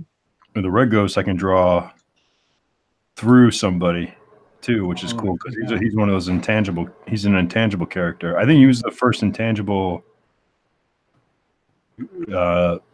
comic book character. Yeah. Maybe the Martian Manhunter. I don't know. I don't know. Did Phantom Girl come before that? Who's that? Phantom Girl from the Legion of Superheroes? Yes. Yeah, she did because she's from the 50s. She's Yeah. about 10 years before Red Ghost. Okay. Yeah, the Legion. That's why I've Legion. read any comic books, obviously. Legion's always been one of my favorite books. Oh. I mean, always. Because of the diversity of characters. I mean, there's so many different power sets. My favorite was Ultra Boy. I thought Ultra Boy was cool. Yeah, I like Ultra Boy for a few reasons. One, because he the archetype to the Bible. Because if you don't know, or if the chat doesn't know, Ultra Boy's his real name is Jonah, right? Yeah. So Jonah, and he got his powers when he was swallowed by a giant space fish. Right, I forgot about that. Yeah, that was pretty fun. So Ultra Boy got his powers like from Jonah, like the way Jonah got swallowed by the whale, and he was also he's his huge power set, man. I mean, he's a tank. I mean, yeah, he's Superboy, but the only thing he could only use one power at a time. One power at a time. That's why I liked him so much. I was like, yeah, he's awesome, but you can only use one thing at a time. Yeah, that's the thing. Like he had. All right, so there's kind of a drawback, when you have these characters whose powers are unlimited, the drawback is like, what kind of threat do they have to have? It has to be ginormous, and it's hard to put them in a group, because they could carry the whole team. I mean, Superboy could carry the whole Legion. Yep. But Jonah there had all the powers of Superman or Superboy, all of them. He even had heat vision and he had ultra vision. He had ultra he had ultra vision for X-ray vision, and then he had flash vision for the heat vision. Yep. He could go super speed, or he could be invulnerable, or he could have super strength, or he could fly. But he could only do it one at a time. So he'd go at super speed, but if someone blasted him, he was still vulnerable. And he also had Phantom Girl for a girlfriend. So that was kind of... He was lucky. He was lucky. But the most lucky guy was Bouncing Boy. Oh, Bouncing Boy. I like Bouncing Boy. I don't know why. He had 3 wives at one time. So I don't know if he necessarily was the luckiest guy. Oh, yeah. But yeah, when I first saw Bouncing Boy, I'm like, are they serious? That's a superhero? A guy he started off in the Legion of Substitute Heroes. Who, Bouncing Boy? Yeah. Yeah, he was the he had 3 different teams he could call. He was the teacher at the academy. So he was the leader of the Academy Heroes, and then he also worked with the subs, the Legion of Substitute Heroes. Which I always liked the Legion of Substitute Heroes. I always thought they were kind of cool. They had really unique abilities. Yeah. Well, and the best part about them is they were failures. Yeah. I mean, really, that's one thing about comic books is you could make like the failures the stars. The right. not the B team, not the C team, but the team that couldn't even make it to the bench, man. That was the Legion of Substitute Heroes. And it wasn't just because their powers were goofy, it was because their attitude sucked. Their personality, they were losers. Well, Polar Boy made it to the Legion eventually. Yeah. And Polar Boy. All right. Yeah. Okay. And there's a little retcon in that too. Like Saturn Girl would do telepathic evaluations, which is kind of creepy when you think about it. Like you're a teenager and you're applying for a Legion of Superheroes. Here was this telepath reading your mind and checking all your personality and your motivations and all this stuff. And if there's something wrong in your head, you were rejected. If you were a decent person, but you really couldn't cut the mustard and you had potential, you joined the subs. So they all had potential to be legionnaires. It's just a matter of they could reach that potential before they died on the job. Right. But the Legion has such a huge history. It's sad to see that no one can really make them do anything in the last like 25 years, you know?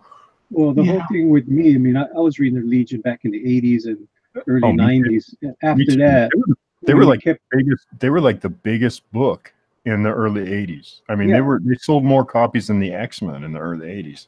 Yeah. And what happened was they went back retro and they took away all the cool costumes and they went back to like the 50s costumes, and right after that it just went downhill. It's just, it's one of those situations where they just don't know what to do with something. Yeah, it's like, you know, you got to look at the brains who were running the show. I mean, that was Keith Giffen, who's probably one of the most unique comic creators out of everybody. There's no one who's been like Keith Giffen, you know. Mm-hmm. The guy doesn't barely do any interviews or get his picture taken. And when he does a comic book, he sits down at a little table and just draws it and writes it on notebook paper. That's all. That's how he does everything. And he was in charge of like DC's. I mean, they were second to Batman. Only Batman sold more than the Legion back then. And Paul Levitz was involved too, who was a big gun. But it kind of got to a point where it's like they had to take it in a new direction. They had to do something with it. Well, you know, they kept changing the past timeline, so it was hard to justify leaving their timeline alone. I think that's the biggest flaw of it being in the future. Well, the whole thing was John Byrne, right? Do you remember that? What did he do? No. The Man of Steel. Oh, okay. Oh, yeah. That's what ended up crashing the Legion, is when John Byrne came to DC, they gave him a blank check, said, do what you want to do. And he's like, I want to do Superman. But he's going to be it. There's not going to be Supergirl. There's not going to be Superboy. We're not going to have all these different permutations of Superman. Yeah. And since there's no Superboy never went to the Legion. So when after Crisis on Infinite Earths and the DC continuity was rewritten, that there was a singularity with Krypton and it was just Superman, Superboy was never in the Legion. Well, what happens to the Legion when you take out Superboy? You bring him on L. Well, it all came. They basically just took their like number 2, number 3 book and just pulled out the rug from under it for John Byrne. Yeah. And it killed it. And it did never recover.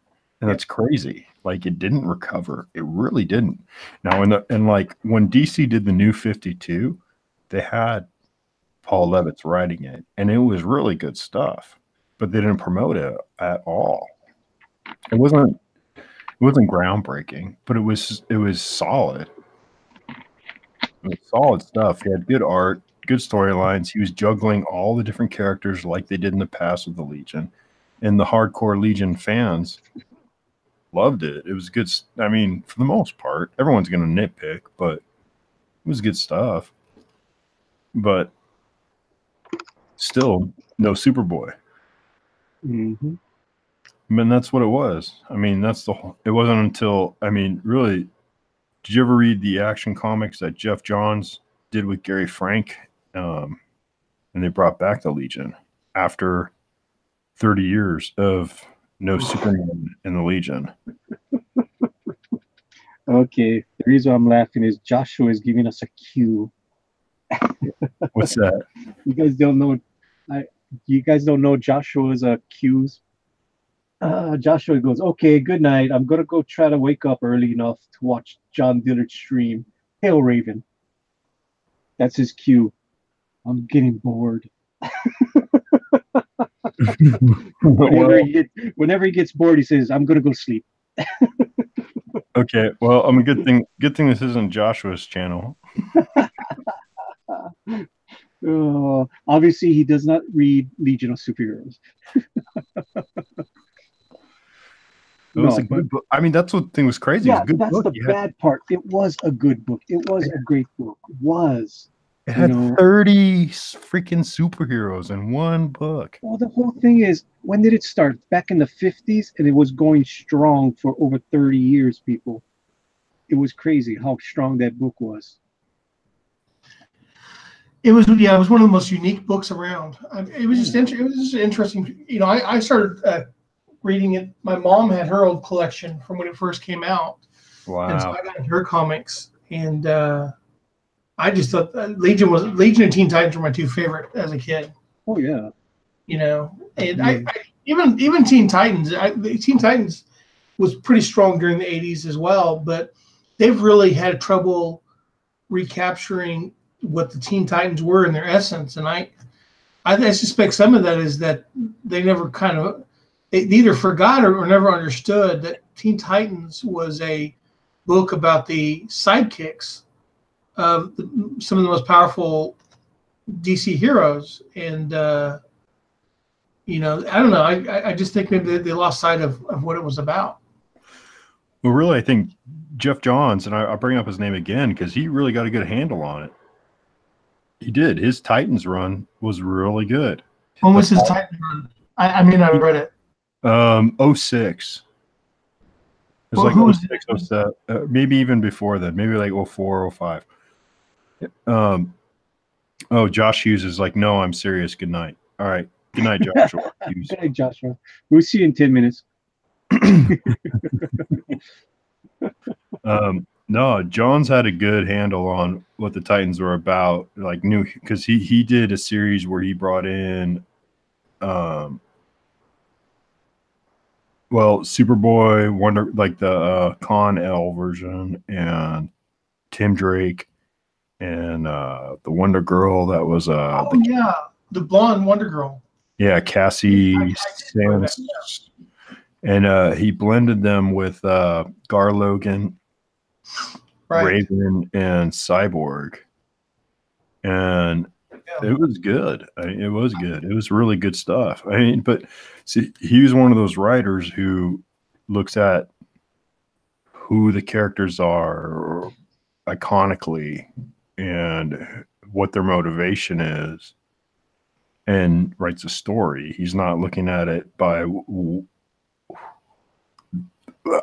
my problem is like a lot of the people who fail are the ones who put too much of their own input, their own personality into the character instead of being able to break out and look at the character and write their story.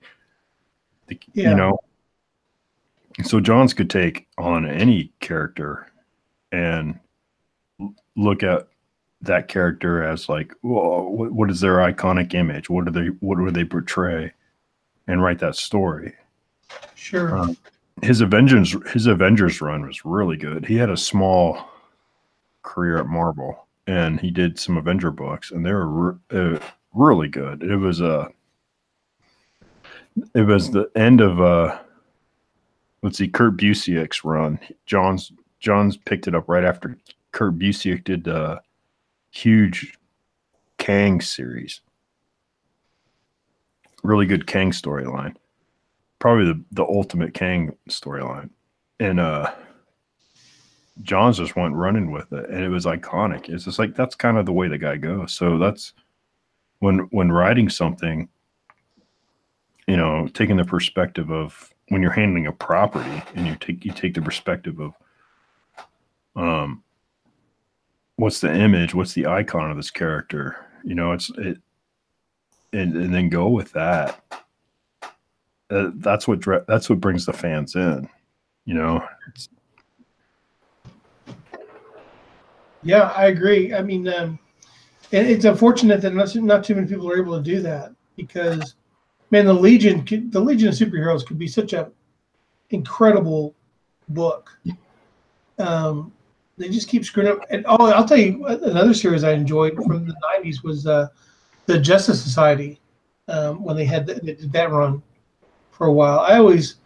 One of the things that always kind of tripped my imagination as a kid was there was a Justice League of America comic, I think from the early 80s, and in it, the heroes from Earth 1 and Earth 2 got together and they did a photo together. And so you had the original DC Universe characters plus the new DC Universe characters. And so you can see, original Superman versus modern Superman and original and all that. And so those were the Justice Society versus the Justice League. And so I've always really liked the Justice Society. And I don't know. I think they messed up Earth 2 by trying to modernize it. Well, I like the multiple Earths. So when they did the Crisis, I was like, what are you guys doing with Earth 2, Earth 1? I like it both. Yeah, I agree. They got rid of it all. And I don't know why. I mean, I was in high school and I understood all the multiverses and stuff. It wasn't, didn't make me not want to read it. I understood it all, but they said they had to simplify it. No, you didn't have to simplify it. It was cool that you had the JSA and the JLA coming together every year. Going on a caper for 3 issues. I mean, the first one I read, I think it was the Apocalypse story, which was so awesome. The artwork, George Perez. Yeah. Well, I will say this. I didn't like the conclusion of Crisis like you had just mentioned because I like the multiple Earths. And I had everybody memorized from multiple Earths. I knew who Alexander 1 through 4 were. I knew who Alexander Luthor 1 through 4 were. I knew all that stuff. But it was the first and greatest of the blockbuster series where they overlapped all the books together. And it was fantastic. Who snuck in here? Hey, Tank snuck back in.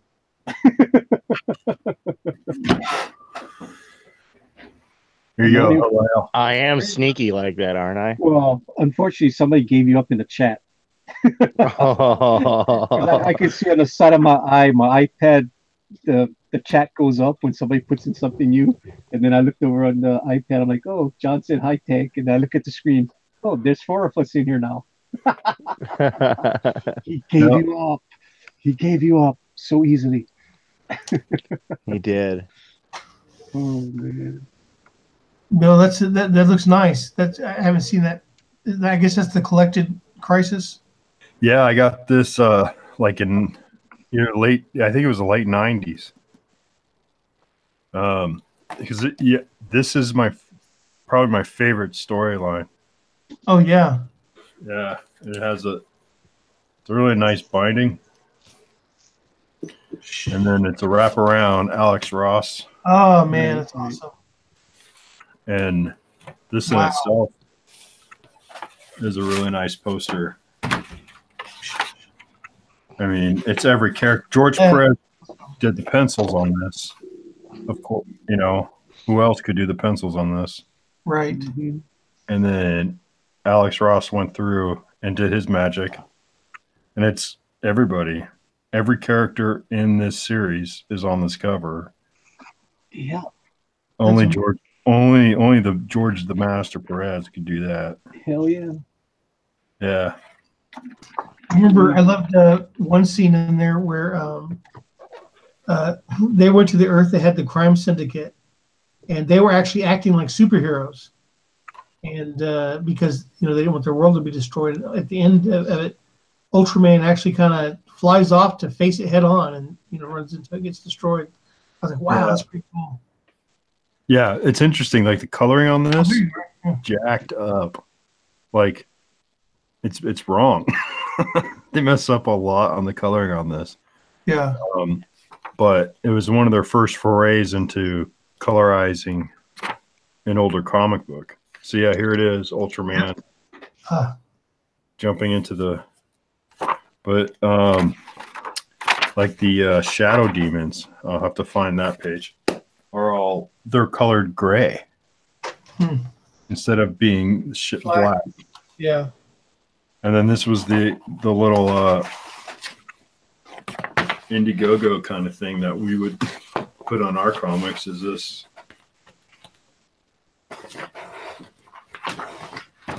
Wow, this poster is huge. Oh yeah, that was that one in the Death of Flash got me. The Death of Supergirl and Death of Flash really got. Oh my gosh, I don't know if I can get the whole. I can't even get the whole thing in on the. No, don't ruin it, man. We know what it is. Yeah, you do. Look at that colossal boy on the right side. Oh yeah, right here with Cal L and Power Girl cousins. Oh, I love Infinity Incorporated. That was a great series at first. Which one? Infinity Incorporated. Yeah, Infinity Inc. Yeah, at first. I mean, it eventually got weird, and I don't know what happened, but it was really great. Yeah. No, this is a fun issue. Oh man, yeah. This cover is one that you can look at forever. There's Doll Man. Yep. Yeah, I miss a lot of heroes. Oh, look at Gypsy. You saw Gypsy's. Oh yeah. There's Gypsy. Yep. And Cyborg. Whose all right? Whose boots are these? Can you pick those out? Is that Fury from Infinity Inc? Oh, okay. It's Fury. Okay. Is it? Maybe. I mean, I have to look at it. I haven't seen them. And then she's standing next to Solivar, Mm-hmm. who I think may have been actually dead by this cover. Oh yeah. Yeah. I don't remember that. Or no, he gets teleported back, right? He's helping Commandy out. And then there's the original Night costume. There's the Swamp Thing has a little bit of a spot right there. There's Gem, son of Saturn. Who remembers Omega Man? Is that Brute? Yeah, there's Brute. Yeah. And then up here's some obscure characters right here. Oh, you got Gar. There's Gar, and right above Gar, can you guys know that one? Oh, I see Glare. Oh, okay. Oh, that's that Gem. Yeah. Red Martian, isn't it? No, it's Jim. Oh. Gem, yeah. How many issues that guy had? A 6-issue miniseries like in '83. And if you can name him, you are a comic book aficionado. Oh, up there you got. I got the darn books. I bought it. Up top, isn't that Lady Blackhawk? Up here? Yeah. That might be Amethyst there. Oh, okay. That is Amethyst. Yeah. No, but you nailed it. I mean, with the skirt and the legs, that's either Lady Blackhawk or. And then right next to Challenger. Yeah. Challenger Unknown, yeah. Who's that in between them? I can't see. That's a good one. Can you see that? The glare is yeah, the glare. Okay. Is it Time Master? No. I think Ragman. Oh, Ragman. Okay. And then Spectre. Spectre. I don't know who that is. If that's it looks like a lantern. Is that or Vibe? I can't tell. No, that's not Vibe, but it looks like a lantern. Yeah, because it's green, but I think it's colored wrong. I think that might be Poncho or Paco. Vibe. And then there's Ralph Dibny. Oh, there's Elastic Man. Yeah. But it's Elongated Man. Elongated, yeah. And then here's Blue Beetle. His Beetle insignia is from Quality Comics. And they changed that as soon as DC started printing his first book. They got rid of the crosshatch in the head of the beetle. Yeah, I think that's where he first appeared. Yeah, the DC universe was in Infinity Crisis. I mean, Crisis on Infinite. Yeah, this is the way Ditko drew him. But then they got rid of that detail when he launched his book, like a year or two later. They showed the first Blue Beetle getting killed by the Shadow Demons, and then I guess his Scarab found a new kid, found Ted Cord somehow. Yeah, his Scarab saved his life. Yeah, and then let's see if I can flatten this out enough to kill so the glare's not there. Warlord. Yeah, awesome. Warlord.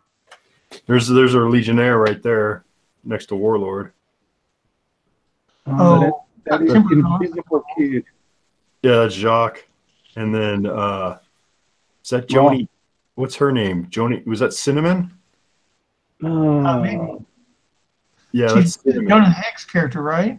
Yeah, well, she's a Western character. Her name was Cinnamon, and I think they retconned her to be Shira Hall in a past life. Oh, yeah. There's Dolphin and Zatara. Yeah, and the Stranger, and of course, Phantom Stranger. And that's Barry Allen before he died. Who's He the died, guy? he dies next issue.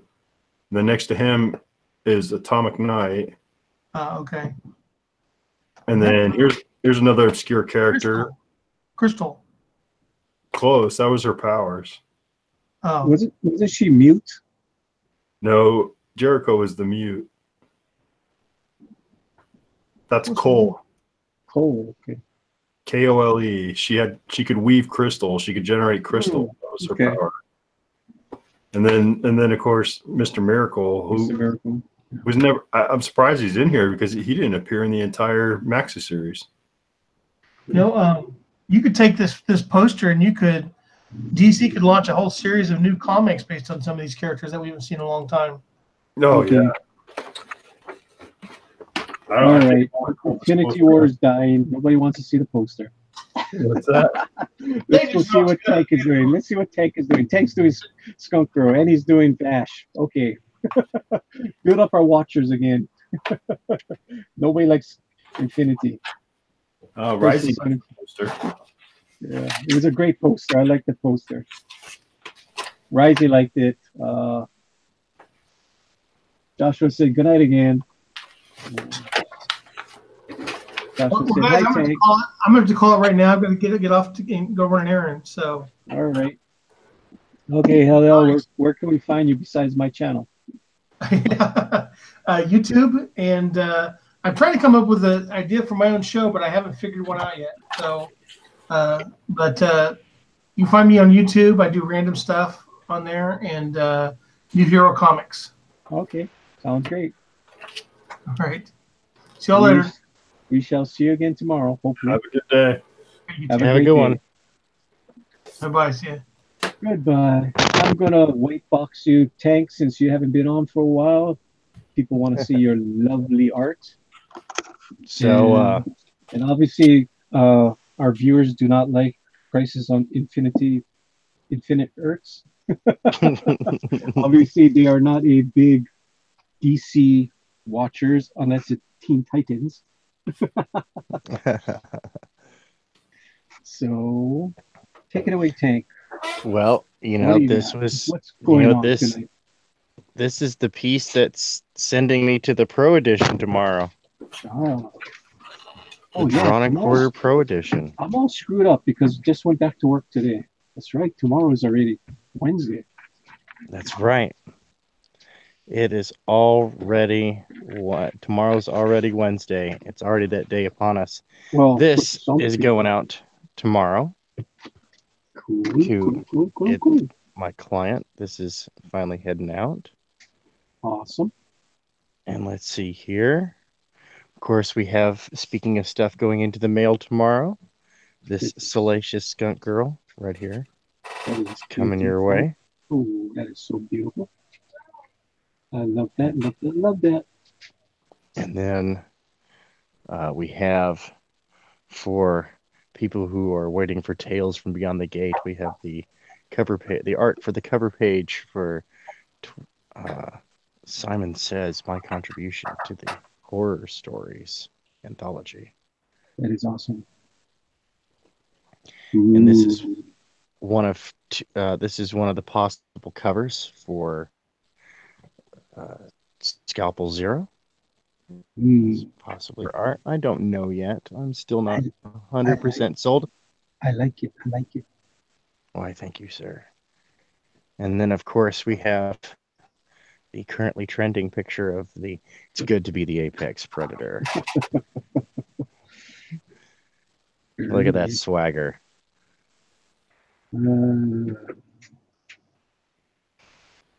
Booster would have to take a minute with that picture.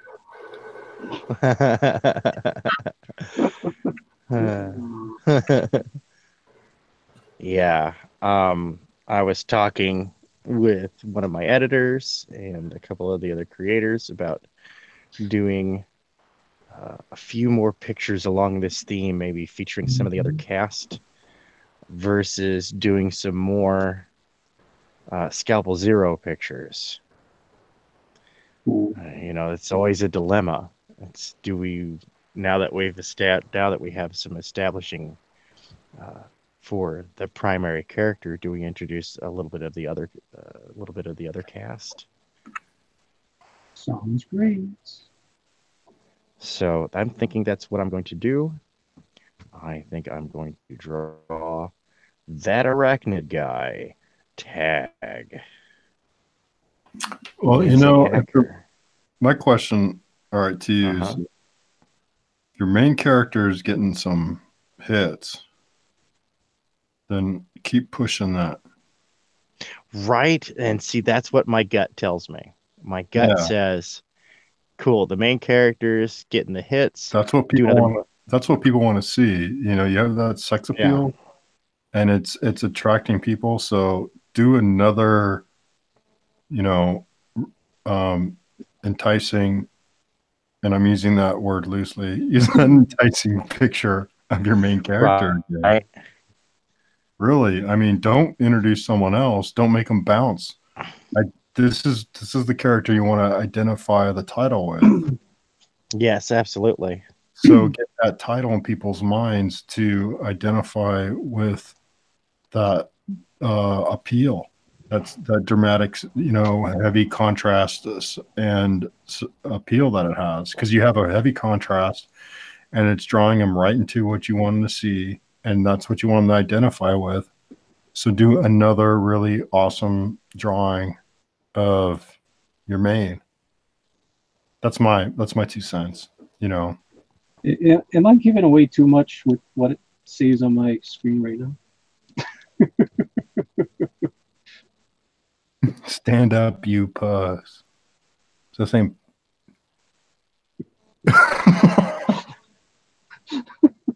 I forgot I put those notes in there. Is that giving away too much of her personality? Right, but that's what's getting people's attention. So they do another tease of the same thing. That's my opinion. All right, yeah. No, and that's a valid opinion right there, because I had that sneaky suspicion that that's what I should be doing, and so the jury was pretty much out on that one. Because I think that's really what a lot of what's missing in the comic industry, and it's what a lot of people want to see, is more intense female leads. Yeah, and she's intense and she's strong, and unlike in the SJW narrative, there's always some dude who comes and vouches for the girl. She don't need nobody. She's got a gun that vouches for her. Yeah.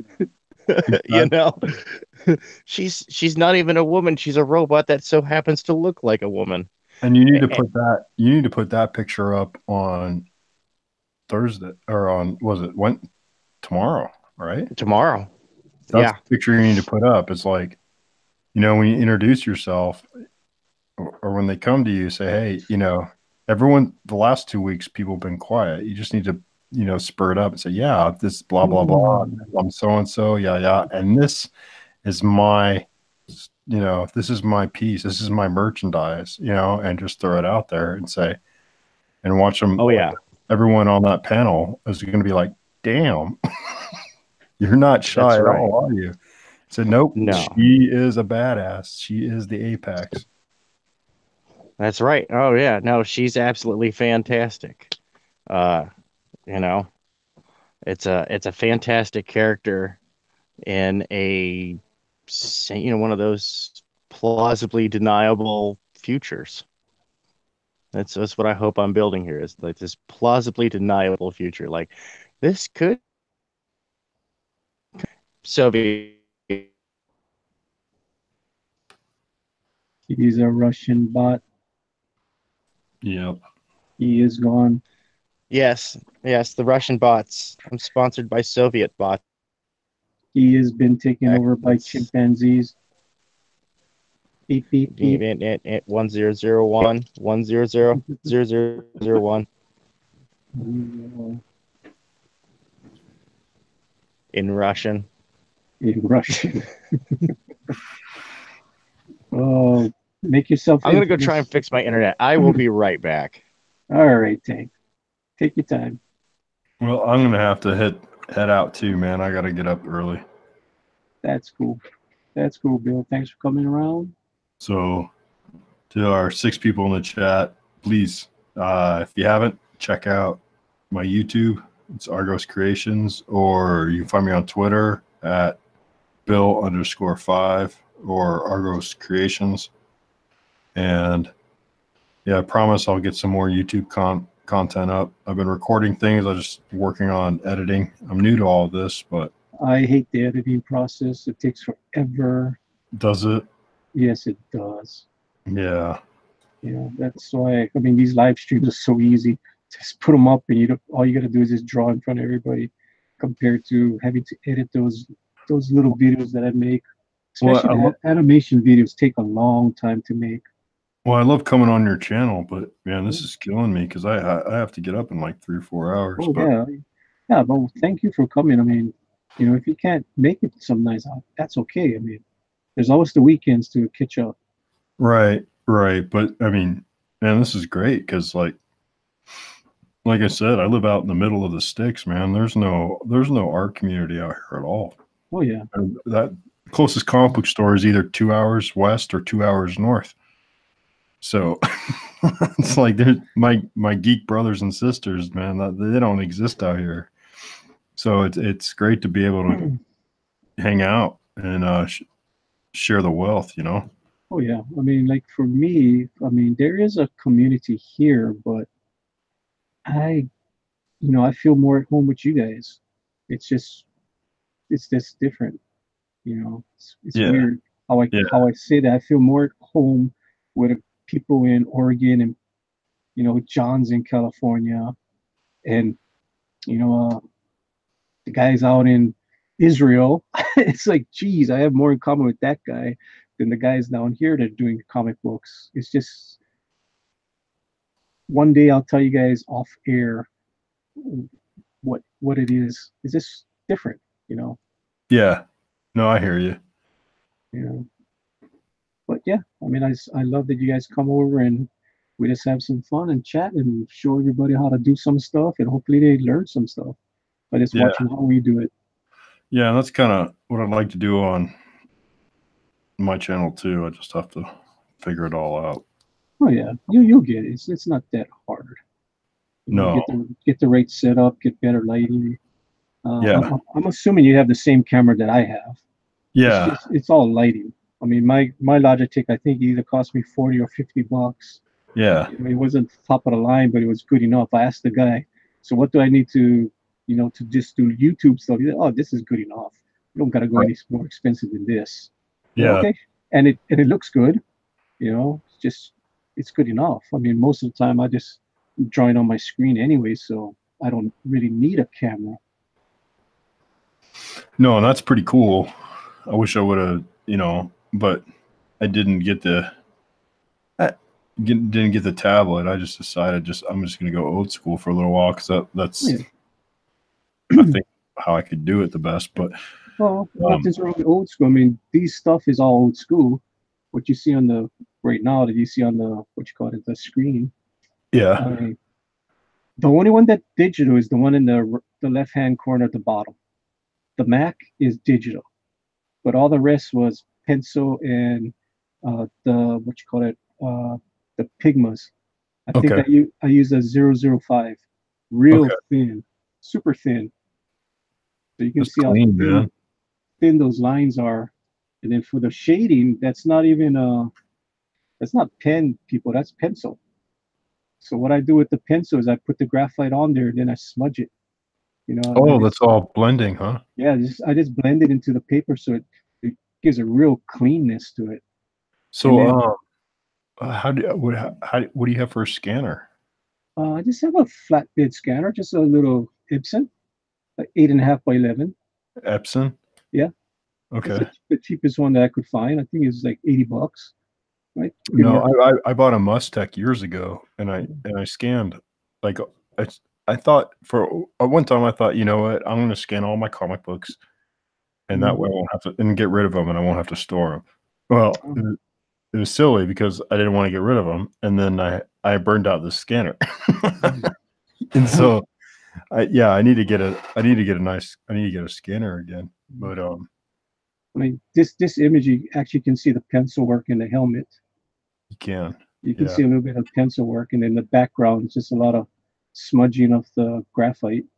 Yeah, it's I a mean, good technique. Yeah, it's like, I mean, you guys don't need to go buy expensive, Copics. I mean, use a pencil lead. Just vary your line weight so you can get the same effect if you want to do some grayscales. Yeah, you really don't need to buy, $15 pens. Yeah. And then I don't know why, but it cracked me up when I did this one. I like that one. Yeah, The moose in a bus. that's good. I can't wait to see how the rickshaw turns out. I started to do that with digital. Oh, that's a good one too. Yeah. El Gato Negro. El Gato Negro. Yeah, with the cigarette coming out of his mouth. I know. Dillard's still a smoker. No one smokes anymore, Dillard. Oh. What are you doing? And then, of course, that's me, the little skunk in the boss Mustang. And then this is digital. So you can see, I mean, you just don't have the same effect.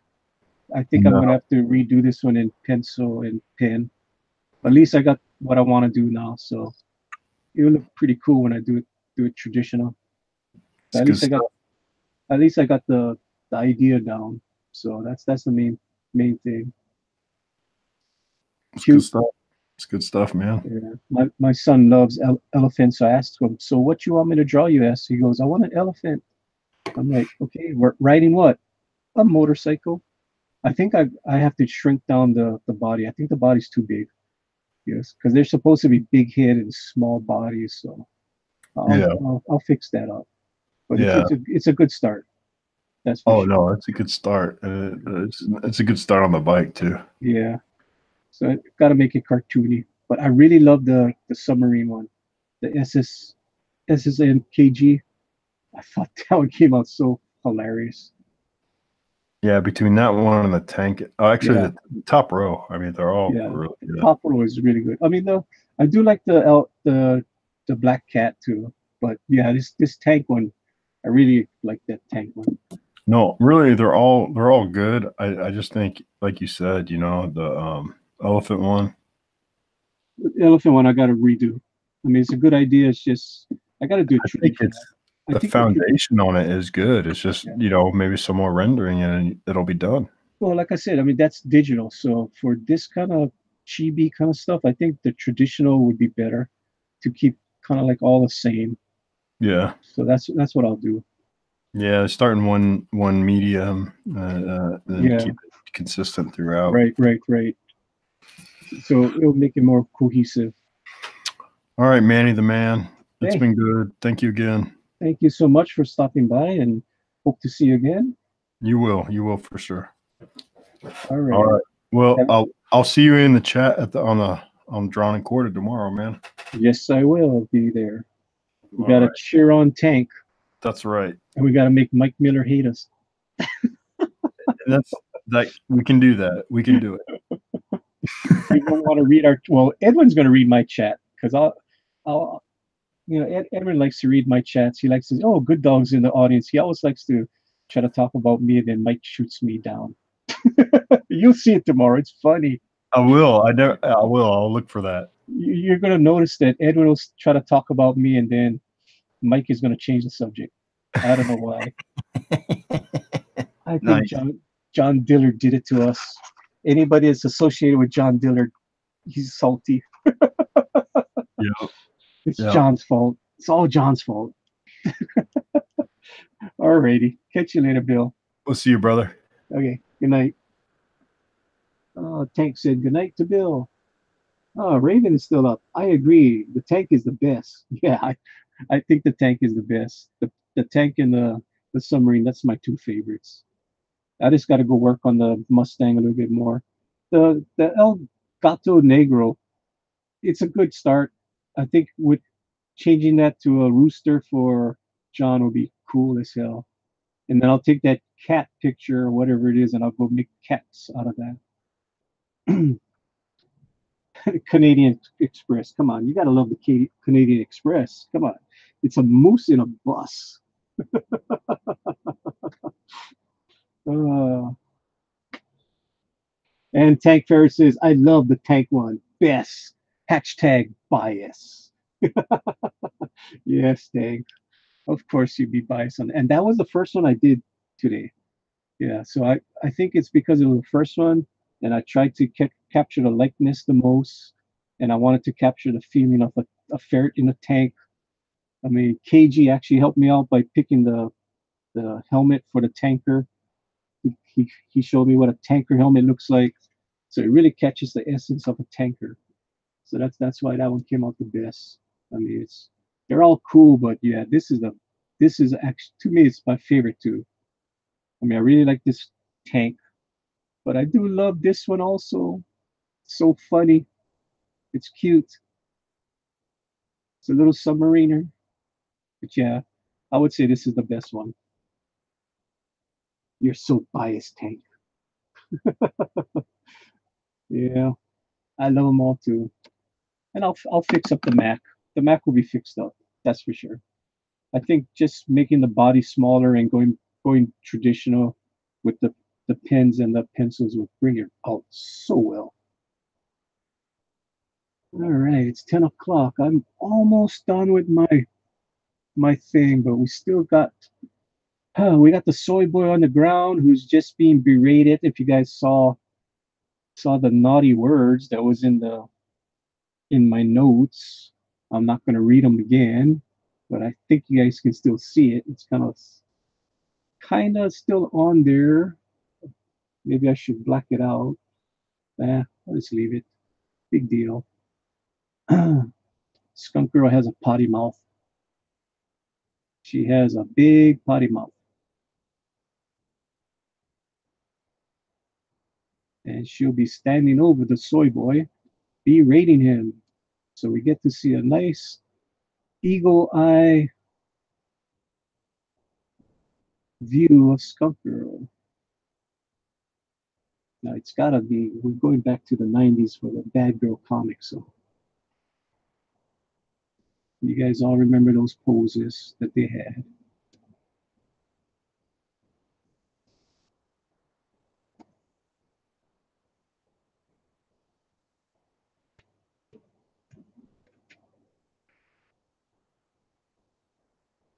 Almost forgot to do my stick figure and get my gesture drawing in. Who do I think I am? Cross Comics? I can just draw without doing my foundation. I'm not that good. I gotta draw all my lines and stuff. Only Cross can draw that way. Hmm.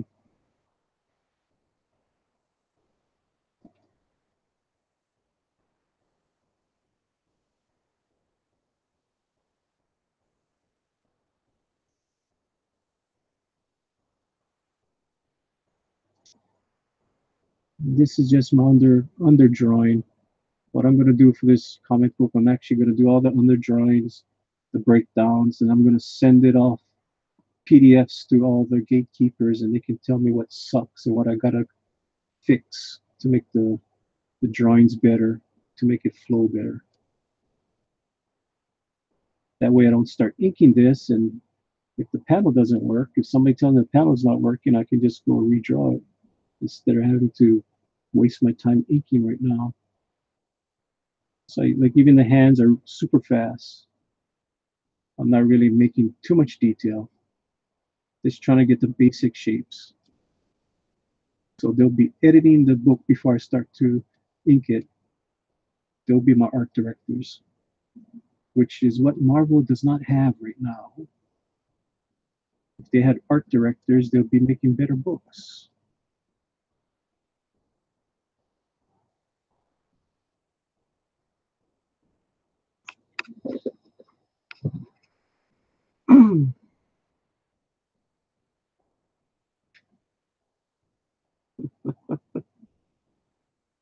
Tank Ferret, she's a potty mouth bot. 9001.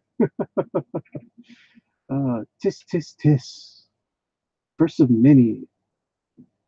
Zero, zero drops an F bomb. Page 1, panel 2. What's with the banana hammock? I did it. Oh, the thong that I put on the guy. Yeah. Yep, they wear thongs, really skimpy thongs, the soy boys.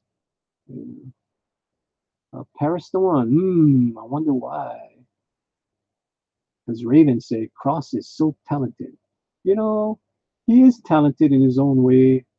He does come up with some really fanciful stories. I mean, if he were to write down his stories and he would let somebody with a little bit more talent to draw his stories, I bet they would work. You know, if he streamlines his stories, I bet they could work. I mean, some of his character designs are really good. Just needs to be tweaked. I mean, and they would actually be great comics. I wouldn't mind helping him out. You know, I gave my 2 cents in. I'm trying to revamp some of his characters, but he wasn't taking anything of it. He is Cross. It's his character, so however he wants to do it, if you don't want to take anybody's input. I mean, I did the Lara Croft the other day, and Denali told me my neck was crooked. She had a broken neck. So guess what I did, folks? I went and fixed the neck because I can take the criticism. If it's not working, I need to go fix it. I mean, that's the bad part about artists. Some artists just don't want to be criticized and go fix things. You know, sometimes you just gotta, put your ego aside and go, yeah, what do I need to fix? Like Hell tonight, he was fixing his panel, and it looked better. Just a few tweaks, which is awesome that we can do that for each other. Tank Ferry to see Scalpel Zero is like John Wayne. John Wayne's toilet paper. She's rough, tough, and doesn't take shit off of no one. Oh, serious. And Paris the One said, laugh out loud. Raven Outlaw says, I wish you would take your advice with a sad face. I wish you would too. I mean, I like Rick. Rick actually was through Rick that I'm here today with you guys. I mean, I was a guy that was watching all these guys on YouTube, but I'm like, do I really want to jump into this? And then I saw Rick, and I'm like, I saw the fan edition of Drawn and Quartered, and I saw that Rick was on it. I'm like, wow, who's this guy? How did he get on this program? You know, I'm like, oh, maybe I get to know this guy, and he can introduce me to the right people. And so he did. You know, he introduced me to Pixo and all the other, Chester and all those guys, which is cool. Getting onto the show. So if it wasn't for Cross, I would not be here right now. So I do salute him every time. There is always going to be a soft spot in my heart for Cross for what he did for me. Aw, so sweet. Yeah, it is. It is.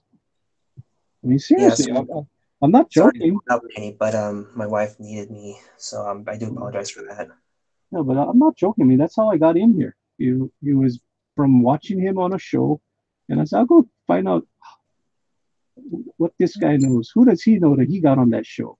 Who do I need to know? And I told him that already too. It's like, Cross, you helped me out getting onto that show.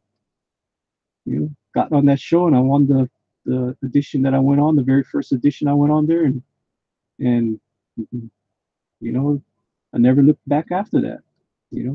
After that show, met some other people and met more people and met more people, and it's a great community. And our trolls are so good too.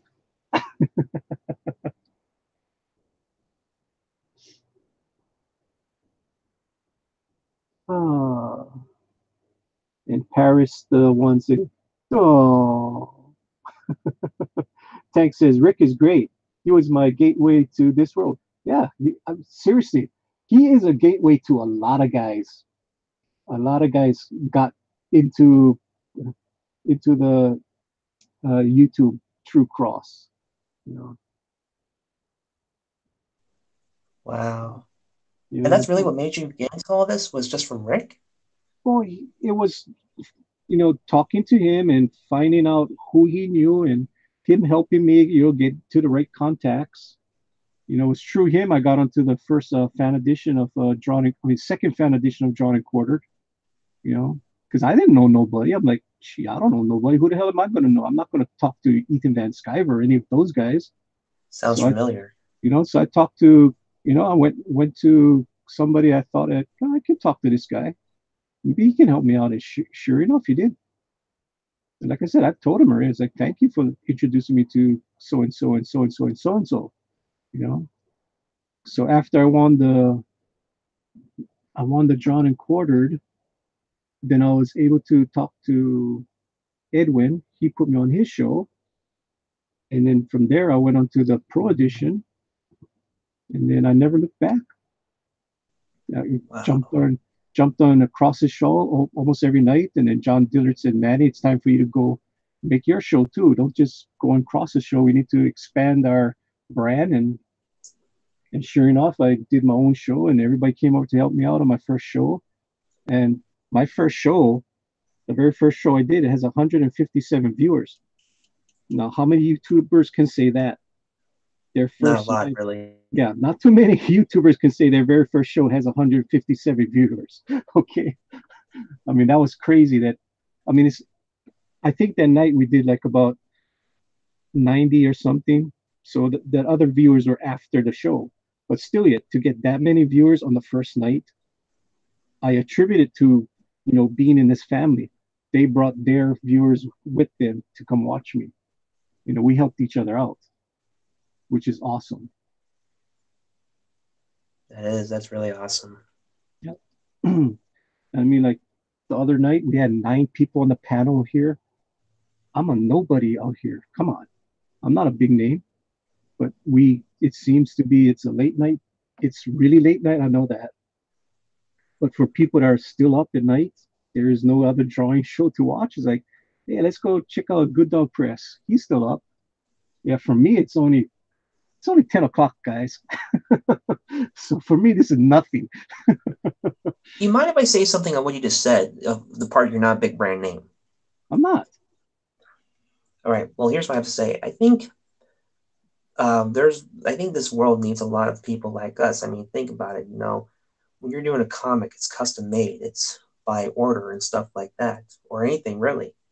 It could be a shirt design. It could be a comic, or like what you're doing. I don't know what you're drawing, but hey, it's a custom made thing. There's a lot of people who won't do that, but people like us, we do that. It's custom made, what we do and stuff like that. So even if we're not nobody, people need us because we can do stuff that probably other people can't. True. But I'm talking to nobody in the big sense of the word, that there's artists that are well known that's been in the business for a long time. I've been in the business of art for a long time, but not as a comic artist. I did sell a lot of artwork. I have a lot of artwork all over the world, not just United States people. I mean, I got paintings in Singapore, in Germany, in England. I mean, got to remember, I live here, so all the tourists come here. So all the tourists that came here, a lot of my paintings are in Japan. A lot of my paintings are in Japan. And all this from a so-called Mr. Nobody. Yeah, I'm not a household name, so I'm a nobody. That's the way I look at it. I'm just a man that draws skunks. Hey, you do good drawing those skunks, okay? Yeah. Well, right now I'm not drawing skunks. I'm drawing breastises. I'm drawing bobs. Hey, it's an eagle eye view of nice bobs. Okay. she's in her bra. What you expect? Yeah. This is after her first caper. She was celebrating on her bed with all the money and all the little skunkies around her. And I'm not going to show you guys the next page. I got to draw that page secretly because that's the payoff shot. What happens on the next 3 pages, you guys will never see. I'll never do it in the chat. Yeah, I bet I know why. So you guys can see this part, but you won't see the next 3 pages.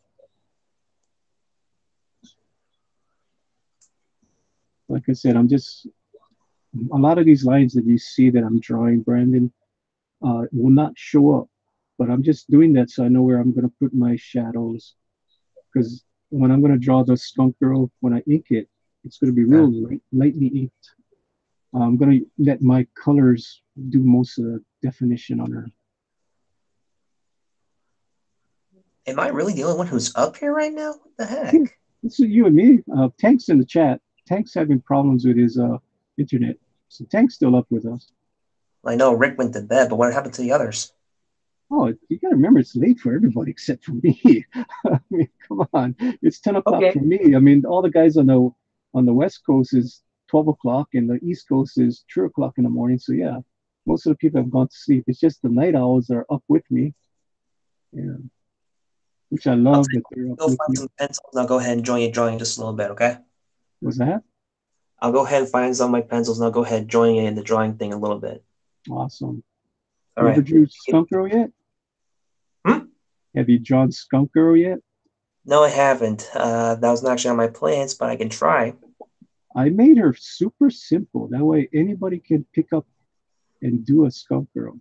That is one of the fundamentals of making a lasting character is make her simple. Make him simple. Don't make it so complicated. I mean, how complicated is the Hulk?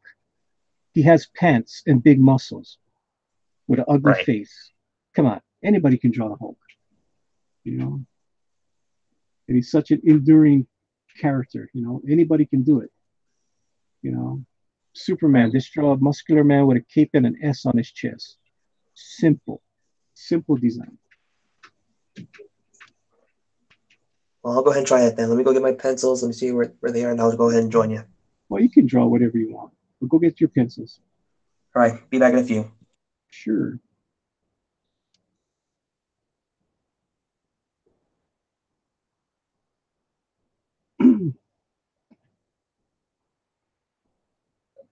Paris the One says, I always love watching Brandon draw. Paris the One, is that your real name or were you another name that we do not know about? Is this an alias? That's all you don't have to tell us your original name, but is it an alias? And Tank Ferret said, hi, Brandon.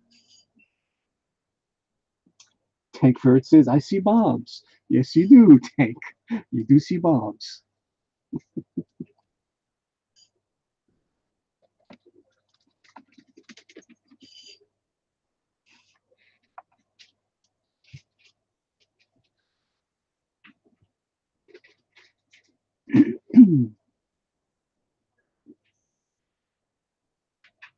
Raven the Outlaw says, are you Bob the Popio? He could be. But I don't think he would call himself Parish the One. He would call himself Italy the One.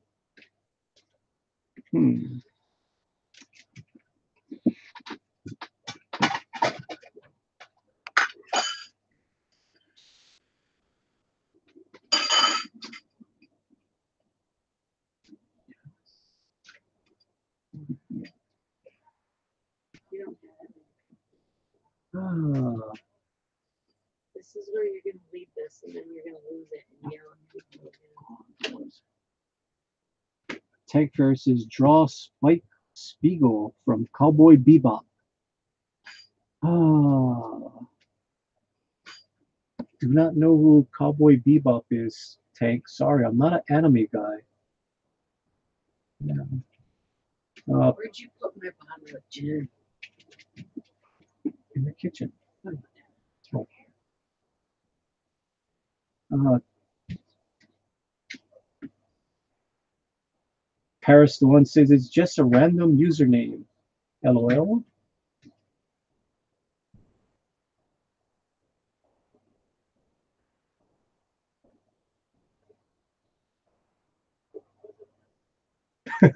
Tech is going, hurry up, Brandon. He wants to see you draw, Brandon. So what should I do? Should I have Skunk Girl stepping on the guy's head, stepping on his hand? So she'd be so mean.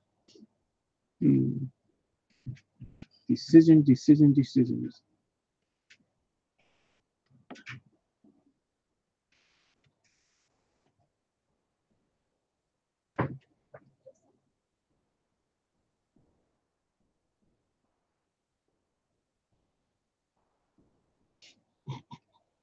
What kind of dancing is going to happen, Tank?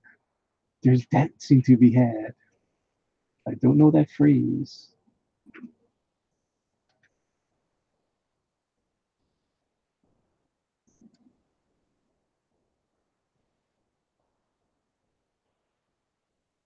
What? Yeah, I'm sorry. I'm in the middle of the Pacific. I don't know about dancing to be had. Explain thyself. Oh, trust me, Parrish. When you guys see the book in the next couple pages, she's more than just rude.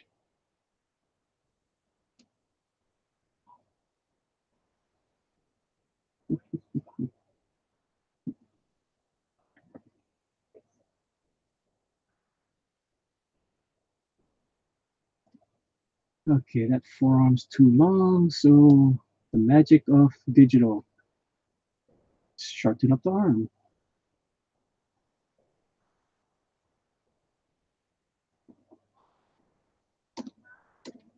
All right. You guys notice I'm not putting in any backgrounds either. The reason why I'm going to do this is I'll have all the figures, give it to my editors and ask them if this is working or not. And if it's not working, why should I be putting in the background and wasting my time?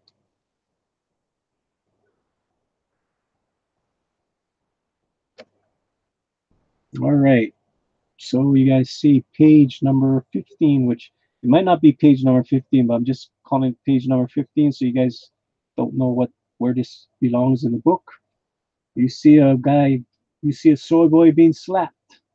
He falls to the ground. Skunk Girl goes, "What the F?" Of course, she's berating him. You know, what was that? She's standing over him going, you useless blank. Get the F up." And the next page will not be known. Tank is going, "No, I want to see him dance. Dance for our amusement, Brandon. Dance. Get our 6-shooter and make him dance. Shoot the ground." All right.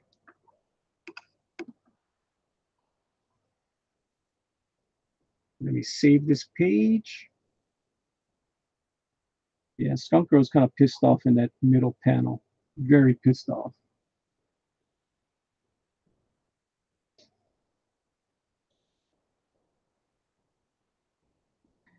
I don't like the position of her feet in the bottom panel. That for sure is going to change.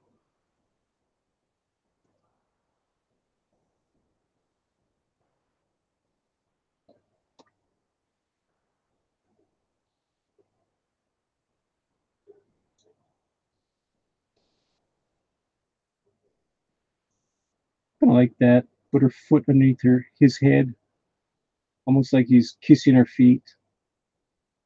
Yeah, should do that. Maybe put some dialogue that he's kissing her feet. Looks better. See the editing?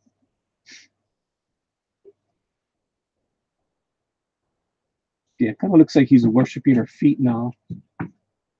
I think that'll work.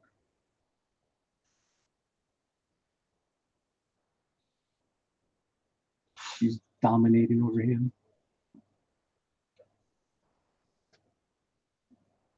Guaranteed he'll be groveling. No, mistress, don't hurt me.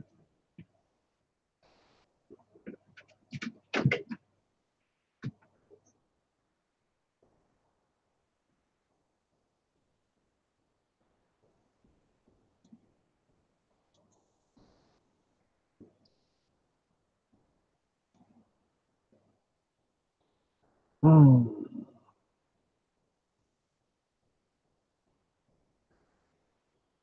Parrish the one says the next page is such a mystery. What do you think is going to happen on the next page, Parrish? And Tank Ferret says hashtag page of mystery. I'd like to know what Parrish thinks is going to happen on the next page. I already know what's going to happen on the next page, and the following page, and the following page.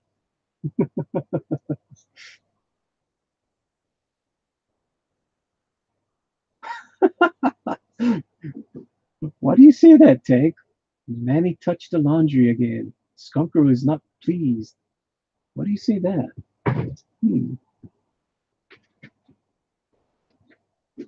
Actually, Skunk Girl came in here to get her bottle of gin, which I forgot to put back in her special hiding place from the other night when we did the marathon.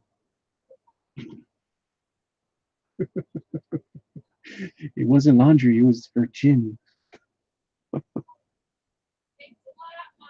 What?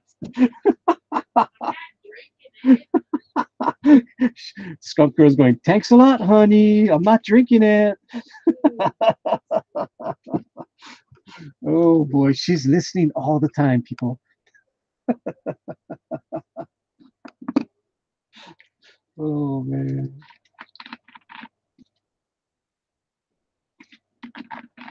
Oh boy.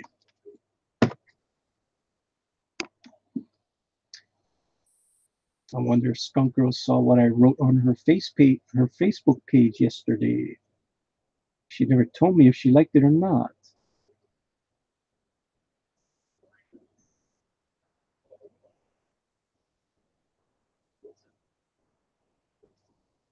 Skunk Girl. Finally found them. Oh, and he ruined my. What did I tell you, Brandon? When you come back into the screen. Sorry, I apologize. Sorry. You gotta know that people might be talking, so you don't want to cut them off. Okay, I'm sorry. Continue. I'm sorry. You just cut off a great story that I was about to tell the chat. Okay, I'm sorry. Continue. I'm very sorry. Yeah, so I was looking at my Facebook last night, and I saw that Skunk Girl put a post out there, so I got to see my sexy Skunk Girl in uniform when she was in the Navy. Ooh la la. And I wrote a comment, but she has not told me if she saw the comment or not.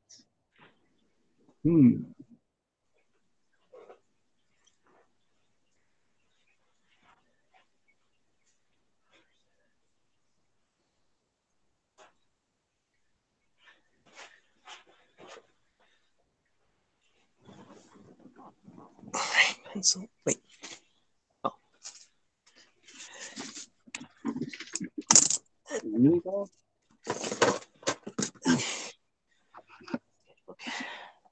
Oh, she saw it. Thank you, honey. Yeah.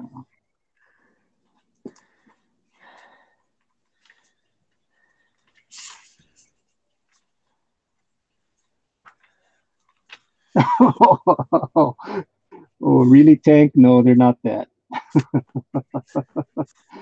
Tank says, are the soy boys soylents? No, they're not human food. Ugh, disgusting. Paris says, what could it be? And Tank says, because it's funny. Oh man. Well, Tank, you will find out soon when I give you the pages. You'll be able to see what happens on the next page. Tank Ferret said, stepped all over it, Manny. What did I step all over?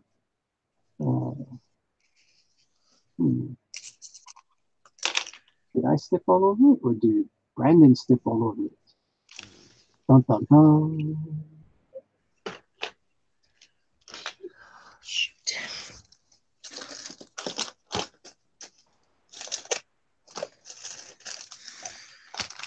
Come on, dude, are you serious? Hey, keep it down over there, man. You're making so Sorry. much noise. Gotta I'm remember, looking for my eraser. I lost it. gotta remember, I have earphones on. Oh, yeah, I'm sorry about that. I'm trying to find my eraser. I lost it. And some of the people in the chat might have earphones on too, so you gotta be careful of that.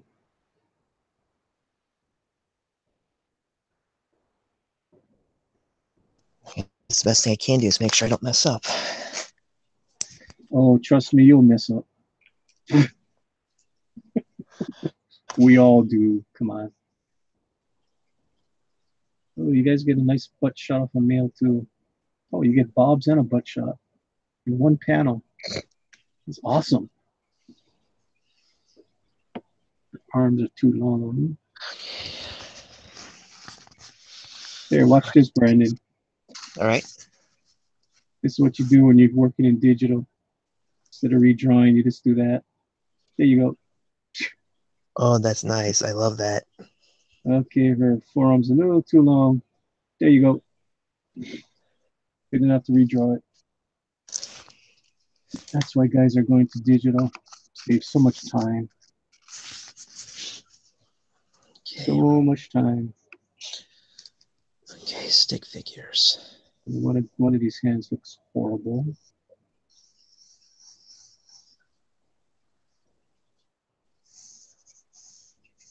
Okay, spine.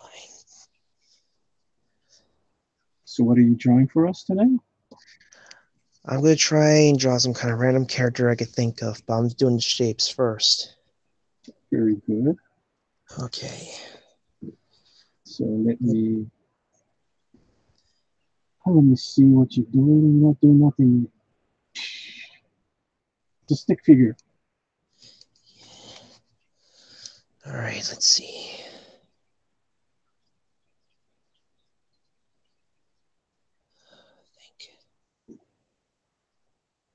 Yes.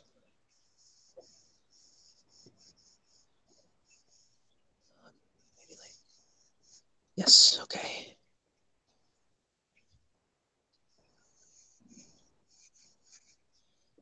Okay.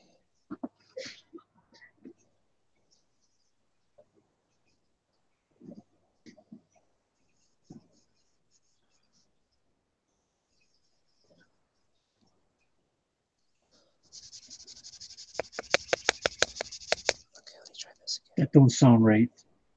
That seriously did not sound right. Oh, I'm sorry.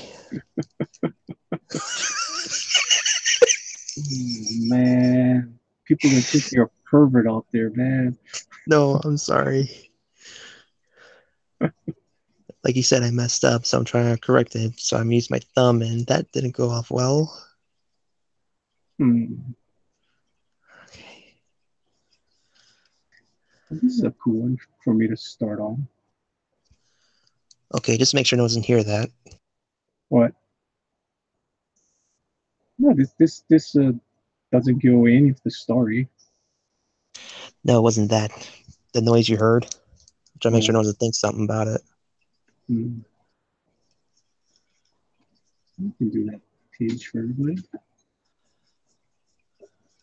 Okay. Oops. I made a mistake on that one. What the hell?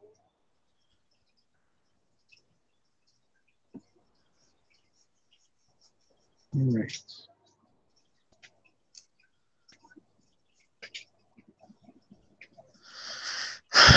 Okay.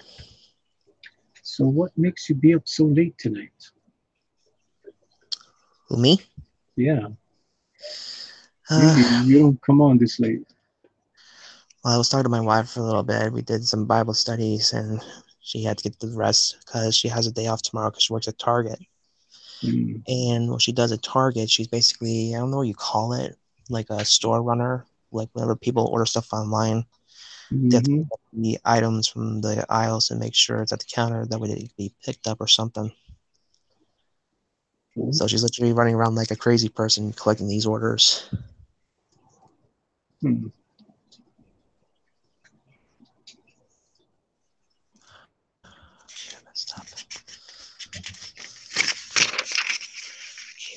Hey, give me back my page. Thank you.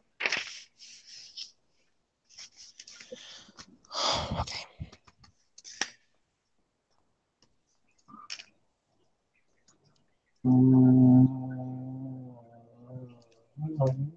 Raven said, "It's a beautiful stick, man, you pervert." Okay, I'm so sorry about that. I don't have an eraser, so I had to use my thumb to literally erase the mistake I made. Risey Lee laugh out loud. We did. Risey Lee says, "I'm not sure. I've asked, but does Skunk Girl have powers? She is an above average athletic person, maybe like an Olympic athlete.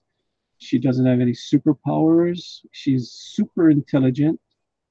She creates a bionic tail, so she's very good at biomechanical stuff. Uh, she's a chemist by trade.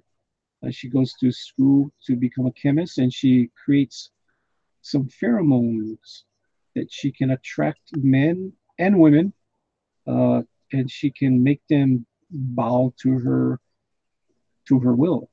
Her pheromones will make you whatever she wants you to do, you will do it.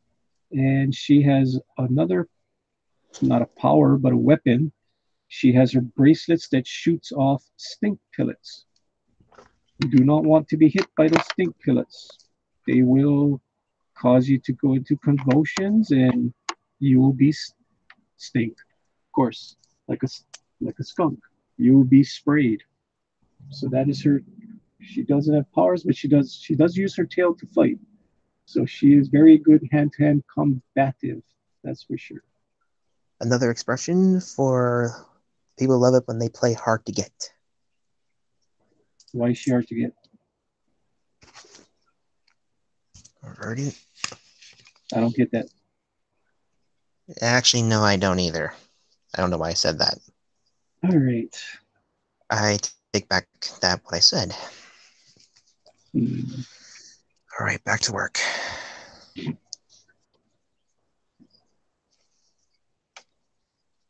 right.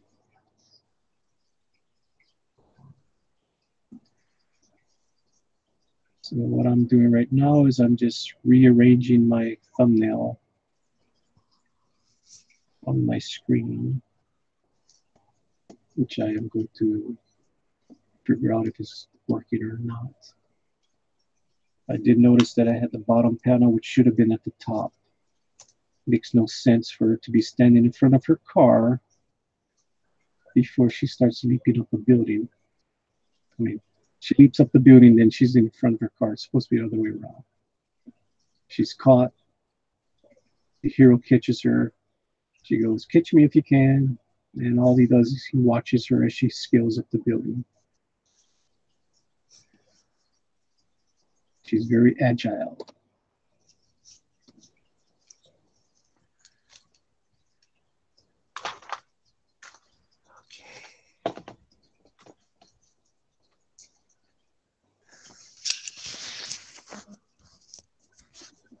And what page in the book this is, I have no clue right now. Oh.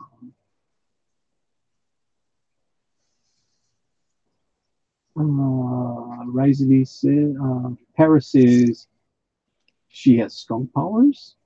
Well, as close as you can be. I mean, like Spider-Man, original Spider-Man couldn't spin webs, but he made web shooters. So she makes a tail that can shoot out pheromones. Risley says, or is she like Daredevil and Echo? I don't know who Echo is. I never heard of that either. But Daredevil, the guy that I'm going to draw on the bottom right-hand corner, he's pretty much my version of Daredevil. So think of Skunk Girl more like Elektra. You know, Daredevil goes after Elektra. She's kind of like that. Good Highly, observation. yeah. And Raven says, I think she just a scientist that's a furry. Well, I don't know if you could consider her a true furry. She's not going to have a hood on like those people that do the furry stuff. I mean, she wears fur. She has a fur tail, skunk tail. I guess semi furry. We could go with that. Rising Lee is laughing out loud. Awesome, thank you. I keep forgetting to ask. No problem. Right. Raven says, "You are so smart, Brandon." I don't know why. Why did she say that? I don't know the context for that. Why, thank you. Yeah. And tanks go work. That's a four-letter word around here. Man, that is going back to the '60s for work. Work. There was a character way back in the '60s before I was even born. So don't be making jokes about this. But I did see these kind of things on reruns, and on old shows. There was remember Gilligan's Island, the guy that played Oh Gilligan. yeah. He had another character that he played before he was Gilligan. I forgot what his name was, but he was like a hippie, and he never worked. So in that sitcom, whenever somebody said work, it was like a four-letter word to it, like work, work, work. I don't know what work is, and it would run away. Uh, Yeah, Bob Denver, he started a lot of things. He played Dusty on the Wackiest Wagon Train. He played some kind of character for I Dream of Jeannie. mm, and it, You're not the only one who watches reruns, pal. oh yeah, I mean Raven said Bob's is a better four-letter word. I do like Bob's. Bob's is good. Talking. I mean, it's so cute. It's not vulgar or anything. Everybody knows what we're talking about. It's a cute little word.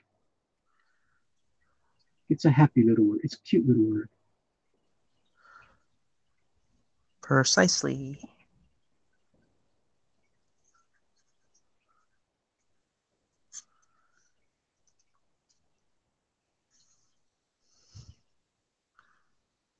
Kind of sticks out. Echo was in the Bendis run of the New Avengers back in '06, I think. She was basically a ninja who had powers like Taskmaster. Nobody can have powers like Taskmaster. You know, they made Taskmaster suck. He was such an awesome character, people. He was so awesome that when George Perez created Taskmaster, I think in Avengers 197 or 196, one of those two issues, somewhere around there, he created Taskmaster. He did his Avengers run, then he went over to DC, and then he created Taskmaster again. Of course, it's called Deathstroke, the Terminator. They have the same powers.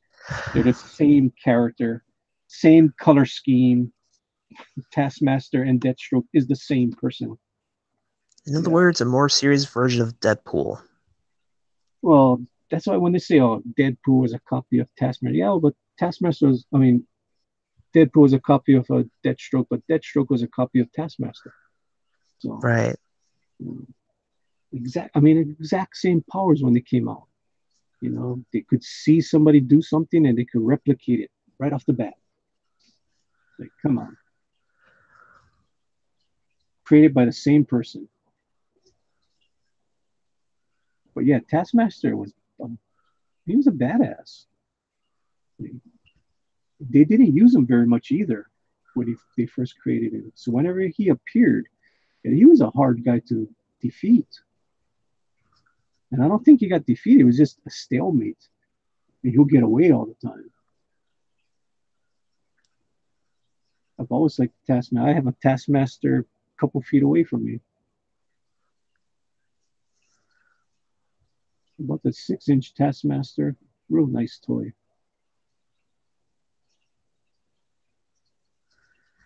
Pleasant for all ages. Hmm?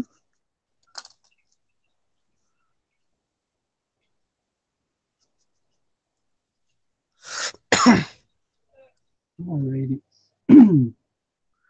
Hell boobs. Bobs. Hell bobs. Sorry. It's getting to me. I should just lock it on you and see you draw for the rest of the few minutes that we have here. Because I'm getting tired and I gotta go to sleep soon. I gotta wake up and go to work. Yay! I work. Yay! I have a job. Yay! I have to Yeah, I'm in the support process of getting one myself. I have to support a family. Yay!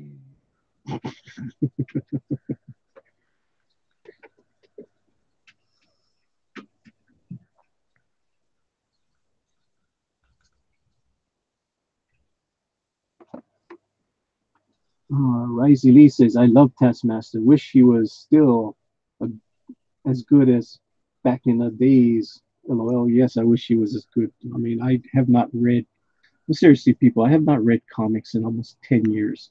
I mean, I've read some comics, but very little, and they disappoint me.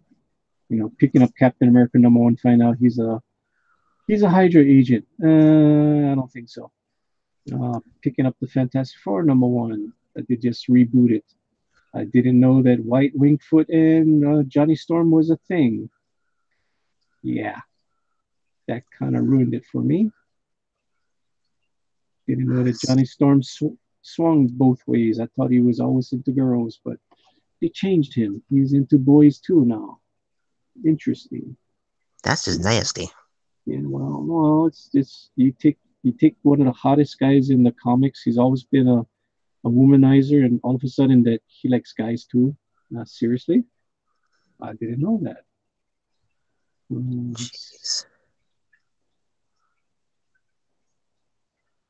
You take one of the X-Men that had one of the hottest girlfriends and made him gay, Iceman. How is he gay when he had Polaris as his girlfriend? She was super hot. Seriously? Okay. Makes sense to me, right? Yeah. What am I drawing on? Darn it. I knew I was doing that. I'm drawing on the wrong level, the wrong layer. Hey, it happens. Besides, I do that when I try to make my thumbnails for my videos. Oh well. Luckily it's not the end all be all. It's just my roughs anyways. Right. It don't matter but I should be drawing above this layer. I'll just copy and paste this. Copy and paste the other layer. It's funny as I do this a lot. Forget which layer I'm on. There we go. Whoa, what the heck? No biggie. What's going on? Okay. Risey and Tank are having a fun time out there. Tank Okay, said what those... and Scalpel Zero could eat them up like courses in a meal. Deadpool would be desserts. Risey Lee says Scalpel Zero sounds awesome as well. I like the sound of how she survives. Tank says, thank you. She's going to be a fun one to read about. And Risey Lee says, I'm looking forward to it. Awesome, Risey. And then you're going to be looking forward to the secret team up that's going to happen that we're not telling anybody about. Scalpel Zero and Skunk Girl will team up at one point. Worlds will collide. Ah, the wonderful crossovers. It's just a cash grab. That's all it is. Yeah.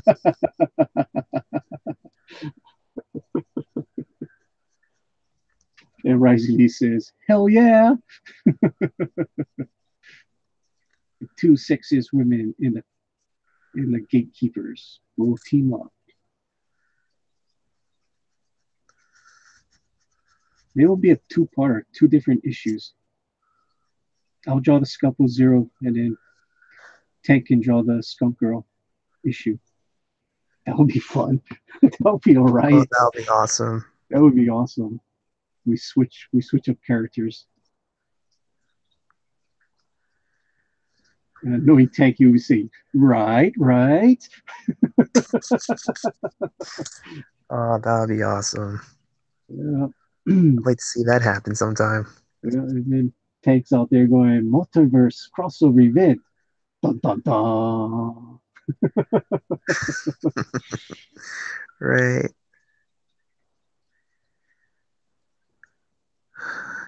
And yes, ladies and gentlemen, I'm not that hyper today because I haven't been feeling too well in my stomach. It's been messed up. You sound okay. You're right. I'm happy to know that. Okay, one. I don't give the link to just anybody. You know that. I know. And plus, I wouldn't be able to share the link to anyone else because I don't know how to do that. I mean, I can Well, share links, yeah, but not like the way you guys are doing it, like for Google Hangouts and so on and so forth. I'm tech savvy, but not that tech savvy. it doesn't matter if you bring anybody in here. I still got the eject button. I know. I still control the stream no matter what.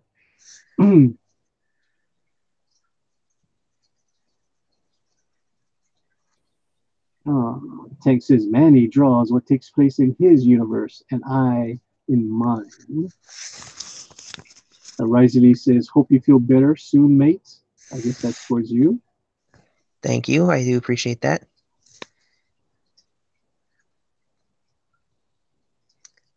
I hope I don't sound racist, but I could tell he's an Aussie just from that.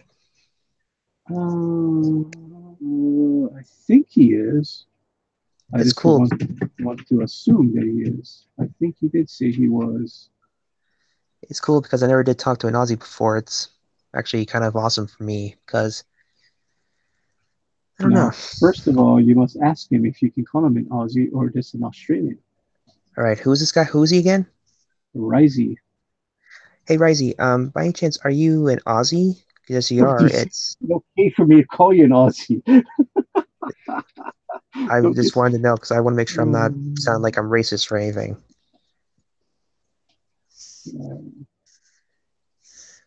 Because if you are Risey, let me tell you, it's awesome to talk to an Aussie because I don't know, it's just with me. I never traveled anywhere. I never traveled the world, so to me, it's actually a big milestone. Call me weird, but okay, he said that's he how it's. is, and he said that we always use Aussie.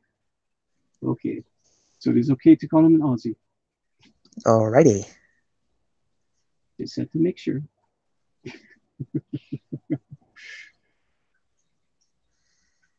We don't want to call him a Canadian. Right. Like I said, I would never try to offend anyone. I would always ask before I do anything. That's the virtue I was raised on. Yes, sir.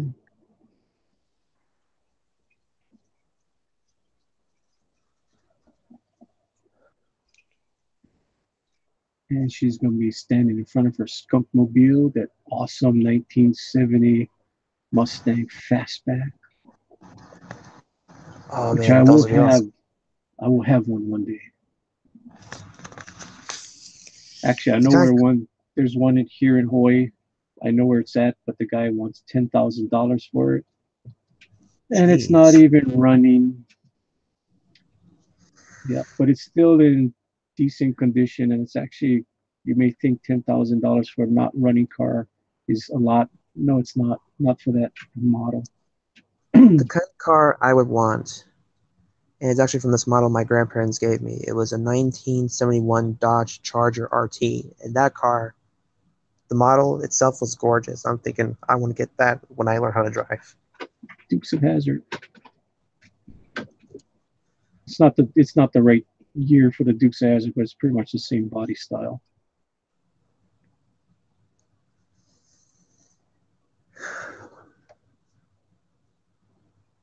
Plus, the parts are cheap to buy too to fix them. It gets expensive, trust me. You're talking Mopar here. That ain't cheap. That ain't cheap. Let me get the eraser again. Okay. Mustang parts are the cheapest, but still, it will cost you an arm and a leg eventually. I believe it. Like I bought a Mustang 1968 California Special. It cost me 6 times as much on parts alone compared to the car itself. The car was cheap, but the parts to fix it up to make it mint condition cost a lot. But when it's done, you're talking about a $40,000 plus car that will only go up in value. It will never decrease in value because they're not super rare, but they're really they're rare.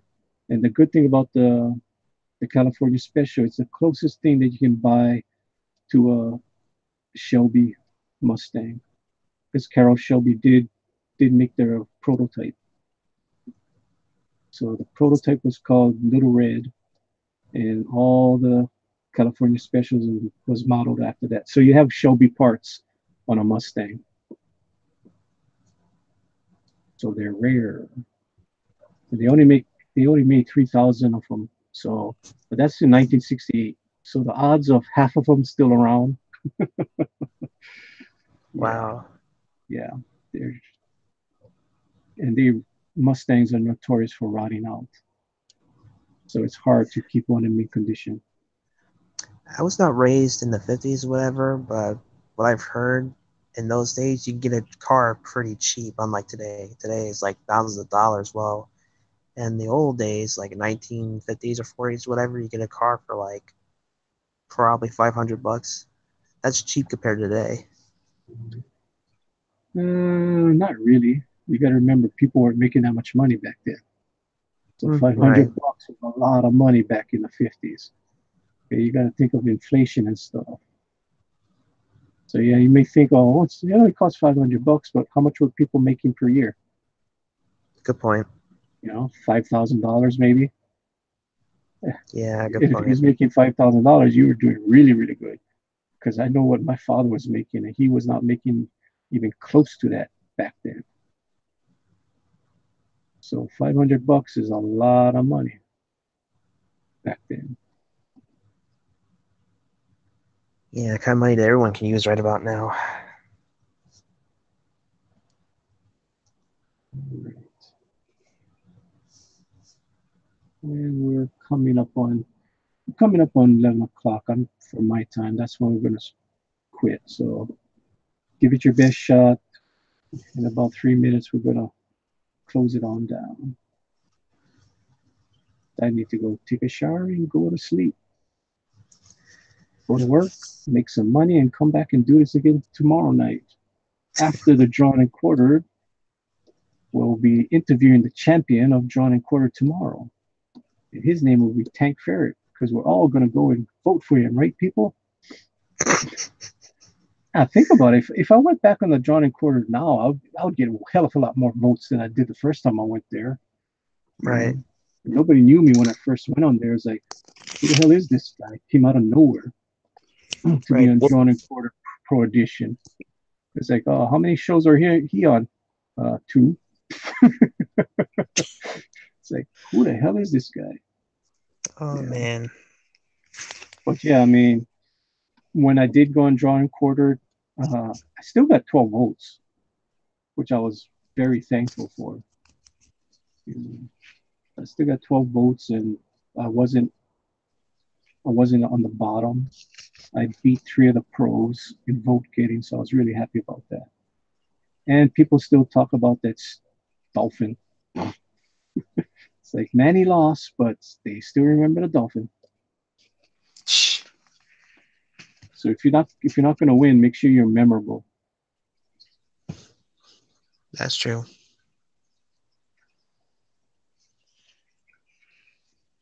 I think I would save my drawing for tomorrow. Do a little bit on Rick's channel, and I'll go ahead and finish it up on your live stream also. That way everyone can see it. Because the outline I'm doing, it's coming out really, really good. This one's actually a Bruce Timm drawing. Seriously? Mike Miller just went on. Go to sleep, Mike. Serious, he just went on. What the hell, man? That ain't cool. Or is that just I'm getting a darn notification just now, which is stupid as hell. Yep, I just got it now. How long ago was this on? Yeah, it was live streamed 7 hours ago. I finally got the notification just now to go watch Blacklist Universe. Thank you, YouTube. Man, That's funny.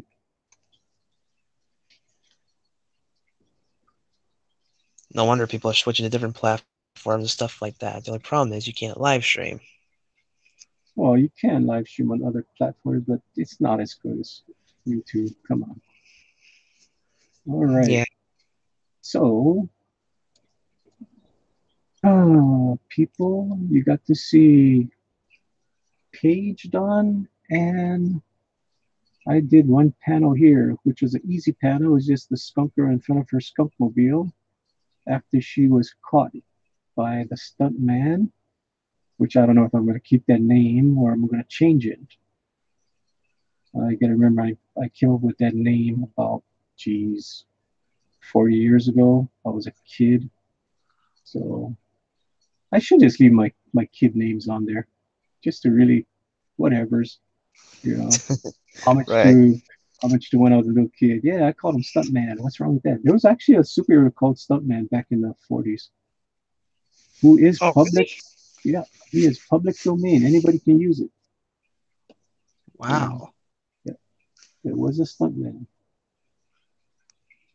He doesn't look anything like my character, but there was a Stuntman. Oh, I don't.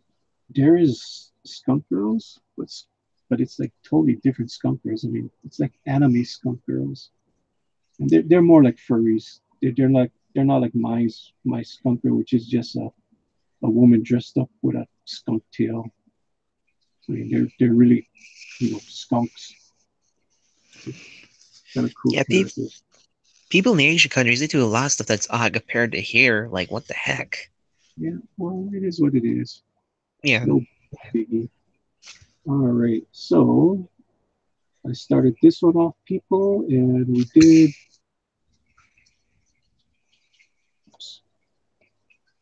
We did this other page tonight. So you guys did get to see Soy Boys. Actually, only one Soy Boy. Well, if you count the other Soy Boy's hand slapping him, that would be then considered two Soy Boys. A Soy Boy and an arm. Okay, there we go. That makes sense. Yeah, just a bunch of soy. Yep, the same Soy Boy in 3 panels, and the other Soy Boy with just his hand.